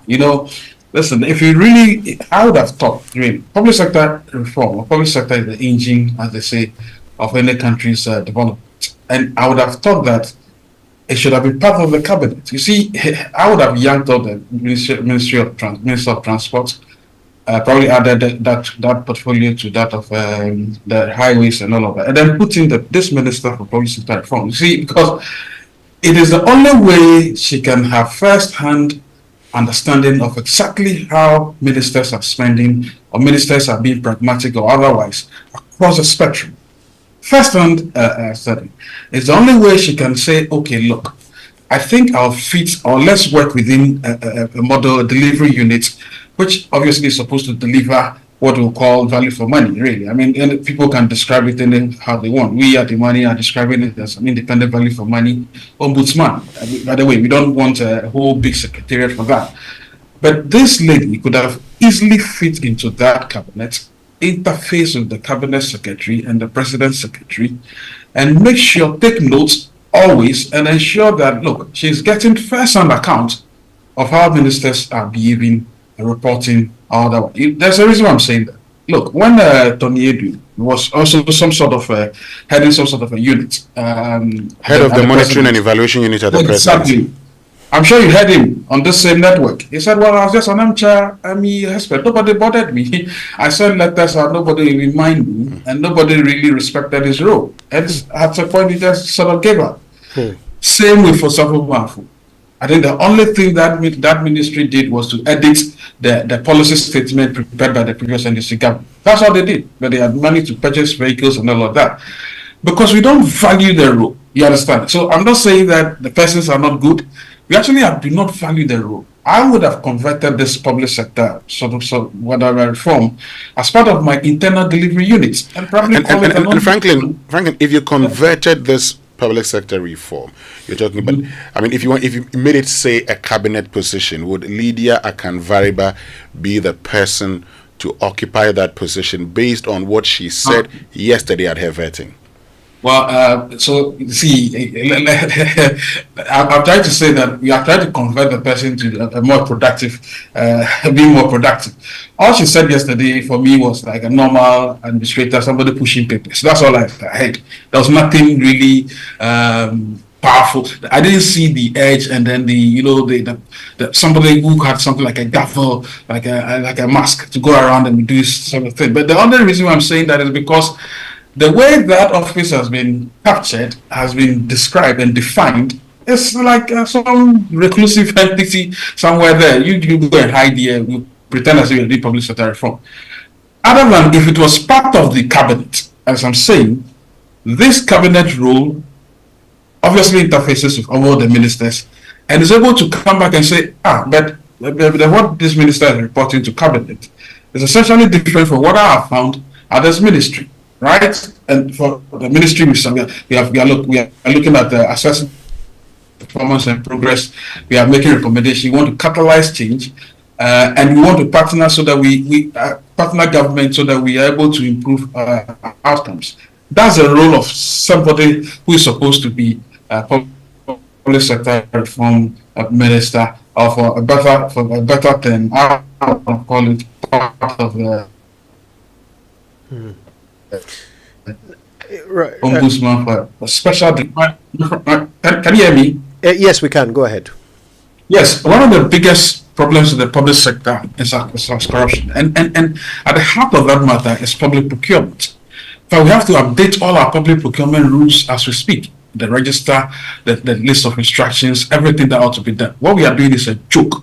We at the money analyzed over 1,000 of these contracts in the last administration, spanning about 4 administrations, and 95% of them did not pass muster, according to the same rules that we have established. So what is she going to do? Is she going to all of a sudden change public sector reform because she said, I'll do M&E? No, she doesn't even evoke that sense of urgency. She doesn't have it. And I'm saying the only reason why she sounded as though she wasn't motivating enough, or we were not so really fired up, it's simply because she herself knows that entity is just going to be a reclusive entity which has no power, zero power. Unlike if it was really seen as an important unit that should deliver reforms that we need, especially on public procurement, which, by the way, has a bearing on saving cost, saving money. Because if you look at almost all the contracts we analyzed, over 75% were what? Sole sourced or specially sourced. Meanwhile, if you look at it carefully, just about 15% or 20% of them were sole sourced. But the value of those contracts paled into significance if you compare it with the rest of the 85% of the contract. So this is a huge enterprise that I suspect we have not paid too much attention to these units, and I don't think it deserves that type of attention. To answer your first question, which I tried to dance around, but I find a way of trying to elevate it, is to say that I wasn't motivated enough because I know that she do nothing. Zero. She's Uncle Siaga because the office is not respected. But let me ask about the concept of deploying a minister to reform the public sector. Let's talk about that for a moment. We've had ministers. I mentioned a few, from Dr. Indum all the way down. Yeah. And in spite of all of these people whose competence, I doubt we ever had moment to question, in spite of them, we still have ministries that will not even accept an email as an official communication. We still have ministries where there is no system or method for evaluating the work they do. Yeah. So is a minister the way to reform our public sector? Okay, let me answer quickly before Prof comes in. So that's why I say the Singaporean model, right? Meritocracy, pragmatism, and honesty in public office. I would have thought that, look, when Trump, like him or not, he has a special power, he's been voted for. What did he do? He brought a mask. He gave him a dodge roll and he's asking you, what did you do this week? Why you justify your inclusion? And maybe it's extreme, but that's the sort of pragmatism that you need. This person who has been made a minister for, until given real power to really go out and say that, look, and talk to ministers, and ministers have to respect her, nothing will happen. So it's the persona of the person occupying the highest position who will say, beyond the constitutional strictures, look, I want resource. I should be getting resource almost every month as to what the public procurement situation is for the country, how much savings we are making, given the role that you are playing, and that's the way it should be. So without that presidential pragmatic authority being added to her position, she'll do nothing. In fact, it will be interesting to see the sort of people she'll be working with. The same civil service. She told you yesterday, she worked with people across the public agencies. It sounded like listening to some telltale of somebody who says, I want to push papers, but this time around, I want to push them higher and then get efficiency. You get some. Great. Let me bring in Professor Bokwing. And Prof, before we went for the break, you were talking about efficiency and productivity and all. Well, there you have it. Minister of State in charge of public sector reforms.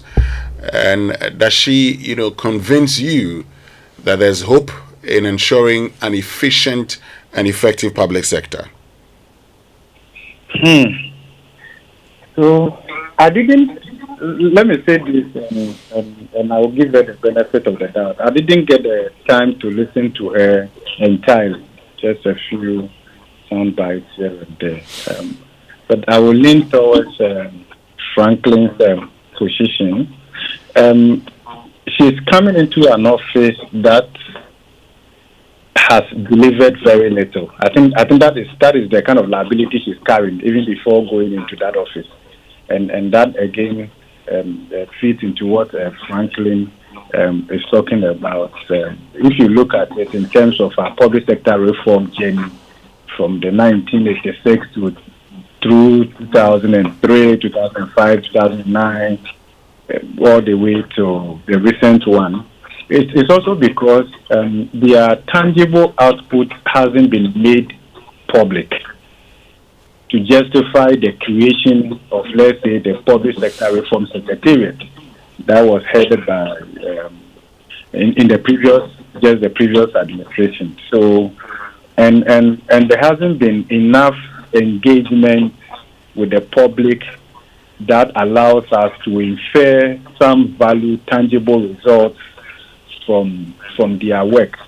And I'm saying this in line with what Kojo also mentioned, what is happening in the US. Elon Musk, in terms of status, maybe not like the other cabinet ministers, but virtually every day he's in the news.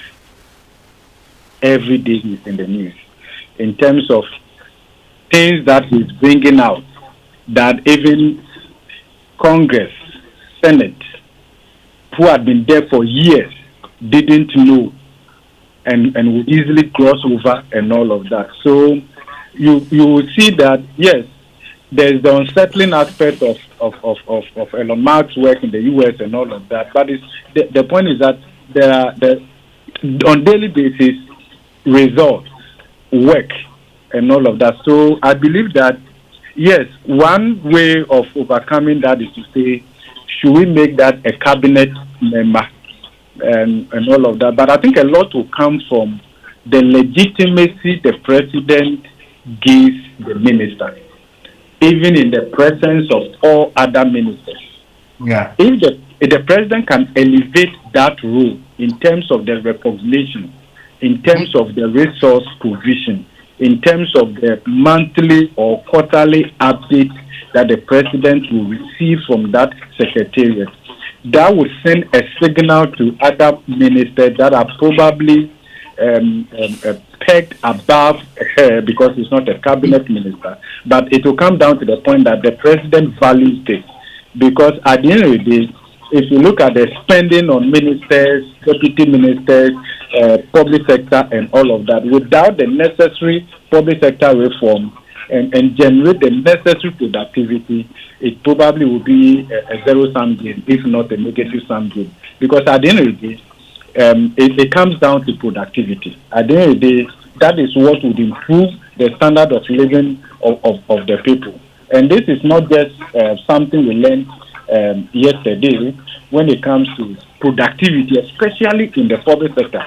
And part of what I listened to from her, she had a fair understanding of what the issues are, but of course, she doesn't carry that kind of charisma to drive that gives hope and all of that. Of course, again, I didn't listen to her entirely, so forgive me from that perspective. But and then again, I want to link this to, and I believe that the minister should take a lot from that. In the last couple of years, and here I want to mention the government statistician, he's done very, very well. If you look at the extent to which the Ghana Statistical Service has gone in churning out data on productivity and all of that, there's a lot that we can learn from. In fact, in some of them, they've gone way back to the 90s to look at the trends and all of that, because at the end of the day, that is what settles everything. We can't run away from that. In fact, for Krugman, in 2008, won the Nobel Prize in Economics simply by focusing on productivity, right? So, and to him, and I agree with what he said, that productivity isn't everything, but in the long run, it is almost everything. So how do we scale up the output per every worker, especially in the public sector? And the reform should not be like just a concept. It has to be something that is part and parcel of us. That how do we achieve more with less? In fact, and the idea of public sector productivity, worker productivity, couldn't have been discussed at a better time than now, that we don't have the fiscal space, we are constrained. Then to that extent, we want to make sure that we achieve more with less. And that is the drive all over the world. If you see what is happening in the US, a land of affluence, they are talking about cutting down on wasteful spending and all of that. Of course, that will have some implications given the approach that they've adopted. But hey, US doesn't want to be Father Christmas to the rest of the world and all of that. Look, and we are crying today about aid, USAID, and the rest of them. I think we should look forward and see a bigger picture coming. With Europe, that is also now thinking about their own self-defense, winning themselves off U.S. military guarantee and all of that. If they are going to also scale up on their military spending, that would also have implication in terms of aid that they can give to the rest of the world. So we should be looking at what is happening in terms of the global geopolitics, the geoeconomic fragmentation and all of that, so that we maximize the alternative uses of scarce resources. And this is not something we learned just yesterday. What did we learn from basic economics? Resources are limited in supply, right? Resources are scarce, particularly in relation to our unlimited wants and all of that. But the statement doesn't end just there. Those scarce resources, the good thing is that they have alternative uses. So the extent to which you can maximize the alternative uses of scarce resources, the extent to which you can achieve more with less. And here, if you are talking about labor productivity, that is just one input. If you look at other inputs from labor, from capital, from technology as we learned it from the solo growth model in 1950s and thereabouts, you will see that is a way out going forward. And I think we cannot afford to accommodate some kind of inefficiency, because the reality in Ghana, Kojo, is that you realize that an inefficient public sector, and as we have come to realize, or as evidence do exist, actually represent higher costs to the private sector as they interact with the public sector. You expect a public sector to be efficient in public service delivery to the private sector in many aspects, but sometimes it doesn't happen. And in fact, if you look at it carefully, and some work that we did in the time past, you realize that yes, compensation maybe is low average in the public sector, but if you look at the effective hours that people in the public sector, in some of our ministries, department, agencies, the effective hours that they commit to work relative to the wage that they take, you realize that their wage per hour is actually higher than people who work in the banking sector, who show up by 7 a.m. and have to work and close. Sometimes when they close to the public at 3 or 4 p.m., it doesn't mean that work has ended. Yeah. They are now going into the back office to do reconciliation. Some of them will leave like 7 p.m. and the rest of them. So you may say that, in terms of the nominal, right, they are paid more. But if you look at the hours they give up in order to earn that, and you look at the wage per hour, you will see that some of the people working in the banking sector are the least paid. Okay. If you look at it in relative terms. So I think that it's a call to action, and I want to believe that, but a lot will come from the president. A lot will come from the legitimacy that the president will give to the minister, especially in the congregation of all other ministers and all of that, and how the feedback, the report, whether monthly or whatever, that will come from the minister, and how that will feed into cabinet discussions and all of that will give some level of prominence to that particular office. And as all other ministers begin to interact with her office, perhaps they give that level of recognition. Quickly, since you talk about, if you look at the number of hours bankers work and how much they're paid, we know that in other jurisdictions there are, hourly wages, so based on the number of hours you work, you know how much you're earning. Are you by this suggesting that Ghana should do so? Why aren't we doing that? The context will matter here. I think in the private sector, there has to be a compelling reason why you should have a presence on their payroll. There has to be an economic reason. There has to be a productivity reason. The same is not true for the public sector. In fact, if you look at the growth in the staff strength of some of the state-owned enterprises, the fact that those jobs are not advertised, but recruitment happen consistently and mostly through political lines and stuff like that, really, and whether they have job description, key performance indicators, and they are being tracked and reported on regularly, and that fits into management meetings and all of that. That aligns with the overall organizational objective or national objective. You can't find that in the public sector. You can't find that in the public sector. But in the private sector, it's not always the case. So that is where we have that leeway and that entitlement that, yes, this is public sector and all of that. And sometimes the mode of recruitment and all of that are done in such a way that you are even afraid to demand performance from your subordinates because you don't know the triggers that would also pull going forward. Right. So perhaps we should be looking at context specific, but I believe that the time has come. We have data analysis from the Ghana Statistical Service. The government statistician has done quite well over the period, and he has actually transformed that sector, the Ghana Statistical Service, I must say. Right, so we should be able to use that to inform policy implementation going forward. Some public sector organizations should be able to look at how efficient we are minute. Right. It would seem we've lost, but we're going to reconnect with Professor Bokpin. In the meantime, though, frankly, let me ask you this. I mean, let's assume, and let's be optimistic. Let's assume that Madam Akambarba actually is successful, and she reforms our public sector, and all these inefficiencies are heavily reduced, and productivity is connected to wage and all of that. She actually yields results, and things change. The way we do things change. New systems are introduced. Looking at how we have politicized the public sector, most recent example being this whole hiring and firing merry-go-round. Looking at that, what is to prevent some future government from coming along, seeing whatever has been achieved and saying, well, that's how Mahama did it. We are also going to reform the reforms and then do something different. What is the guarantee that any changes will stick? Well, I'm happy you asked the question, and you suggested that, assuming something really happens with that office.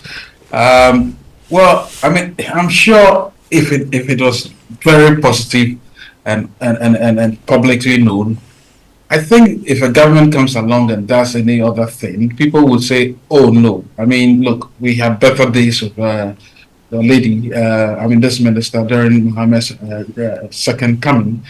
And I don't think it would be wise for you to do something like that. I think the public itself, once there's that thump of approval, the public itself would oppose you, and then the house will be so loud that you'll be found wanting. So I don't think. Well, I'm not saying nothing essentially will happen, but I'm just saying that even if it does and it's positive, it'll be difficult for another administration to come along and do something entirely different. But specific to the question regarding the sacking of people, and look, it's something that ought to stop at some point. I totally am not entirely for it, but I'm actually against those that are done, obviously with the intent to bloat the public sector. For those ones, especially when you know that there are no funds to pay for it. That's just unfair for the next administration. But otherwise, if we got a public sector reform minister who, in this lady, eventually becomes successful, and everybody applauds, and the government actually takes credit for it, it will be unwise for any successive government to be seen to be doing something untoward and totally in the other position, in the direct opposite position. So that's the answer, short answer I can give you. How much of this is really a matter of culture change? Some of the inefficiencies is just because we have a certain way of doing things that we're not willing to change. Yeah, but see, let's start from the president. What he said, he would do system ministers. Well, there's a social contract there. He's done it, right? You can quibble and say, oh, he's likely to appoint technical persons along the way, whatever it is. But 60, he's done it. So there's a certain pragmatism that comes in breaking a certain type of culture. This culture of waste, nobody likes it, of course. Everybody enjoys the state's expense at the state's expense, and so people will be happy. But if a president has shown the way by saying, I want to reduce, look, that's a significant statement, from over 120 to 80 to now 60, that's commendable. So it means that it can be done actually. So it takes pragmatism to do some of these things. So as for the culture change, I think, again, as I said, if the president found it interesting and elevated the position to the cabinet level, at least be at cabinet meetings or report properly and well-resourced, not by hiring so many people for the sector, but as I said, converting that into a proper delivery unit that interfaces with his secretary and the cabinet secretary. I believe strongly, and the KPIs that she sets out are respected, and she reports to them and actually interfaces with the public. You see, then she's able to come to the public and say, this month, this quarter, this is what we did. That would be real cultural change. It will affect it, and it will be very difficult for the next administration to say, "Oh, I'm changing it." Don't forget the last administration, they yanked out the M&E ministry, and the next time they had power, because probably they didn't respect it. You understand? They never gave room. That MAE ministry was never respected. So I was surprised that the second time they just jumped it off. So it is important that we see these things, and they can be cultural impacting. There's nothing cultural about waste, about and again, as Professor Bokin mentioned about Elon Musk. Why? There's a culture in the States that they believe that they have to use money efficiently. I'm sure you've interfaced with most of these entities. They may have wastage, but clearly, if you interface with a lot of these international organizations, they swear on every dollar. I tell you, in our work, there are times you have to report and return money because you didn't properly use it well, or you didn't use it at all, or you use it in a way that they have to question you. You have to swear. They swear by the dollar, and we know that. It's a culture we have to keep. You understand? So, but Elon is there and is doing much more because he says, no. I may be the world's richest man, but I can see waste when I see it. Can we do something about it? And the president said, go on, Musk, go on and do it. That's the sort of pragmatism we need. The president has shown the way. He's started by cutting. I don't see why it should be a contract. It should be uncultural or un-Ghanaian to continue going further. Don't forget Bawumia promised 50. Right? So it's possible. And that is possible. Just like it wasn't possible for him. Maybe next time. Yeah. All right. Well, I want to say a big thank you to our guests. We've been hearing from Franklin Kujo, who's the founding president of Imani Africa, and of course from Professor Godfred Bokpin, who is a professor of finance and economics at the University of Ghana. Thank you both for your time. Thank you. Okay, all right. Listen, just before we take some messages, let me remind you, the next time you fly from Accra, why don't you fly better with Emirates? Now, in Emirates economy, you can enjoy endless entertainment on board with up to 6,500 channels to choose from. Yep, you heard that. Sit back, relax, and watch the latest Hollywood and Bollywood blockbusters, comedy box sets, and even live sports. You can stay connected with onboard Wi-Fi so that you can chat with your friends and family and share holiday selfies from 40,000 feet. You get so much more in Emirates economy. Enjoy more convenience and flexibility to over 140 destinations within the Emirates Global Network. Find out more at emirates.com. And Charterhouse and Joy FM, in collaboration with Geisha, present the 7th edition of the National Women's Summit and Expo. This year we are celebrating International Women's Day in grand style, honoring the strength, resilience, and achievements of women all over the world. So whether you're a student, entrepreneur, or a boss lady of any age, this is your moment to accelerate action. Here's the exciting part. We've got some amazing new additions this year that you don't want to miss. Dive into the trending topic of the affirmative action law. Get inspired by our industry spotlight series focusing on women in agribusiness. Get interactive with a speed, mentoring, and career guidance for the youth, and other thought-provoking discussions on breaking barriers. Join us for the panel discussions and master classes with top female executives and leaders on the global theme, Accelerate Action. Are you a vendor? Don't miss out on being a part of the All Women Expo. Call 055-695-9115 or visit us on social media, the National Women's Summit GH, for details. Mark your calendars. The National Women's Summit and Expo is happening at the Grand Arena on Friday, 7th March, 9 a.m. to 8 p.m. Admission absolutely free. All right, well, there you go then. Listen, some messages from our partners. We'll be back after these. Wear a condom for sex and protect yourself from HIV. HIV has no cure, no condom, no sex. This message is brought to you by the Ghana AIDS Commission. When grateful hearts unite in an atmosphere saturated with His glory, there can be only one outcome: God's power unleashed. It's Celestial Praise 11, the ultimate worship experience. Theme: I do a new thing. Ministering live from South Africa, Zaza.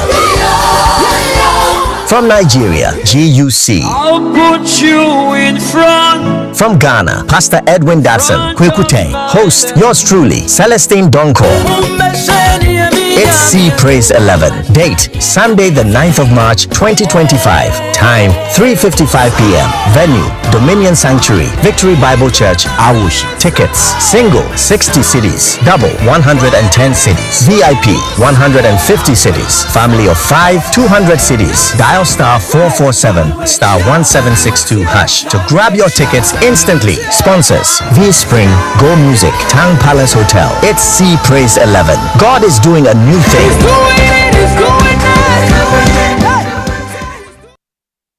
It's the most action-packed breakfast show in town. The hottest music, the best giveaways, the great interviews, and all the laughter and fun you can imagine.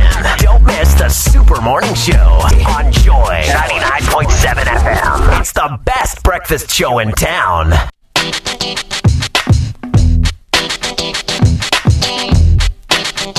Coffee in your cup and joy on the set. The Super Morning Show is always the best bet on Joy 99.7 FM. Yeah, Bobo. You're welcome back, and of course, what gift communicates eternal love more than time? Caveman Watches, the globally renowned Ghanaian luxury brand, is offering amazing customizable luxury watches, all within your budget in this season of love. So select a watch and have a name, date, or any personal symbol or message written on the dial or on the back of the watch for that person who means the world to you, and get it specially gift wrapped. That is a gift etched in time. You can call 0557 516 744 or just go to their social media handles. They are at Caveman Watches. You can also visit the new website cavemanwatches.com. Caveman Watches, hashtag be remembered. And when grateful hearts unite in spirit-filled worship in an atmosphere saturated with His glory, there can only be one outcome: God's power unleashed. A Celestial Praise 11, the ultimate worship experience. The theme is I Do a New Thing. And ministering live from South Africa is the anointed Zaza. This is not Zaza. Zaza. Okay. From Nigeria. Why is Ubeti laughing? When he says Zaza, who would start thinking it's Kokoveli or Sanaba? You got from Nigeria, the firebrand GUC, and from Ghana, Pastor Edwin Datson Kwekute, and host is yours truly, Celestine Donko. Date Sunday 9th March 2025. Time 3:55 p.m. Venue Dominion Sanctuary, Victory Bible Church, Awoshi. Tickets, it's a cool 60 cedis for single. A double is 110. VIP is only 150. Family of 5, 200 Ghana cedis. Dial star 447 star 1762 hash to grab your tickets instantly. Is Sea Praise 11. Get ready for a supernatural gift shift. I beg your pardon. God is doing a new thing. All right, well, what a way to kick off 2025. Holiday Inn Airport City is now Palms by Eagles, offering a fresh, delightful experience. The newly improved hotel is ready to welcome you with unmatched hospitality in the heart of Ghana. They have cozy rooms, they have a lounge for relaxation, and the right facilities for your meetings, events, and conferences. So come along and experience elevated hospitality like never before at Palms by Eagles. I'll be there on the 6th of March for the OMSU 75th anniversary dinner. Now, attention Kumasi, the Bank Hospital is bringing world-class heart care straight to your doorstep from Wednesday 26th to Friday 28th February. Join us at the cardiac camp at Precise Specialist Clinics and Tase for expert heart consultations and advanced cardiac evaluation. Risk factors: if you're 30 plus, hypertension, diabetes, smoking, high cholesterol, experiencing chest pains, difficulty breathing, or palpitations, this is your chance to take charge of your heart health, and our highly skilled interventional cardiologist is ready to assess and treat coronary angiography, angioplasty, and pacemaker implantation. Look, no booking required, just walk in. And so get to Precise Specialist Clinic at Santas in Kumasi, 8 a.m. to 6 p.m. Consultation plus test at just 550 for paying patients. Call 0257 995 409 or 0242 313-353 for more details. All right. Well, listen, if you've always dreamt of studying abroad, in countries like Australia, Canada, the UK, US, Ireland, New Zealand, and all of these other nations that have an excellent reputation for teaching and research, if you've always wanted to work part-time while you study, and perhaps even get up to 4 years post-study work visa, well, you can. And all you have to do is talk to our friends at AstoLinks, okay? AstoLinks will give you information about admissions, scholarships, and how to secure your study visas. AstoLinks is at number 4A Paw Street in East Legon. You can call them on 0265 341 070 or just go to astolinks.net. AstoLinks, pathway for success. Upgrading your office space? Call the experts. You want a healthy chair that takes care of your spine? Call Expert Office Furnish Company Limited for your ergonomic swivel chairs today. Our ergonomic swivel chairs have intelligent seat cushion with dynamic bionic spine pressure relief design, and the dynamic smart motion back support technology is equipped with double wing support chips. These ergonomic swivel chairs have great benefits for your health and spine. At Expert Office Furnish Company Limited, we also have executive desk, cabinets, conference, and all office furniture that suits your budget. Locate us off the Atomic Hills Estate Road on the Asori Junction near ASI Plaza, Shoman Estates. Call us 0571 386 600 or 02442 Find us on Facebook, Expert Office Furnish GH, Instagram, Expert Office Furnish, Twitter, Expert Furnish. Visit our website, expertofficefurnish.com. Expert Office Furnish, your health, your wealth. Okay, well, don't forget, at some point today you want to go to kingdomstoreonline.com. Go check out the best quality office essentials, equipment, furniture, and stationery from Kingdom Books. You can pay via Momo across all networks. The prices are great, and they'll deliver to your home or office in very good time. If you happen to live in Accra or Tema, your delivery is free. Terms and conditions do apply. At Kingdom, quality and affordability are their hallmarks. All right, what's this about? Then we can do some messages now. Mm-hmm. And this one says, good morning, team. Please, the assertion of non-appraisal in the public sector cannot be true. There are many different sections in the public sector. Are they all in this, as the incoming minister alleges? No. This one says, the head of the Public Services Commission, Professor Ajman, is a very strict man. I wonder if he will supervise such. Okay, let's see if we have more messages. This one says, okay, let me just get here. Okay. Well, I think, okay. It says the Minister of Public Sector Reform's job is more than motivation. Hi, could you? The Minister of Public Sector Reform's job is far more than motivation and appraisal. Don't you think so? Oh, I certainly think so. Yeah. She added technology. Yes. Yeah.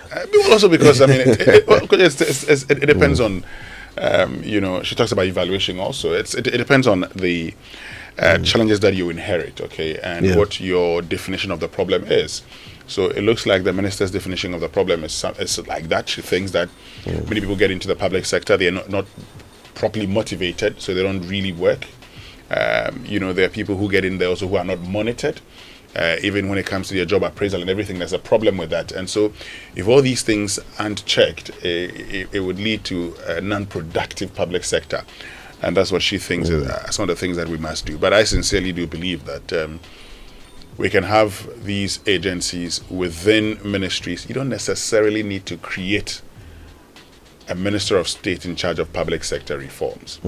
Task every minister to reform his sector. Every minister should make sure that there's enhanced productivity in his or her sector. It is that simple.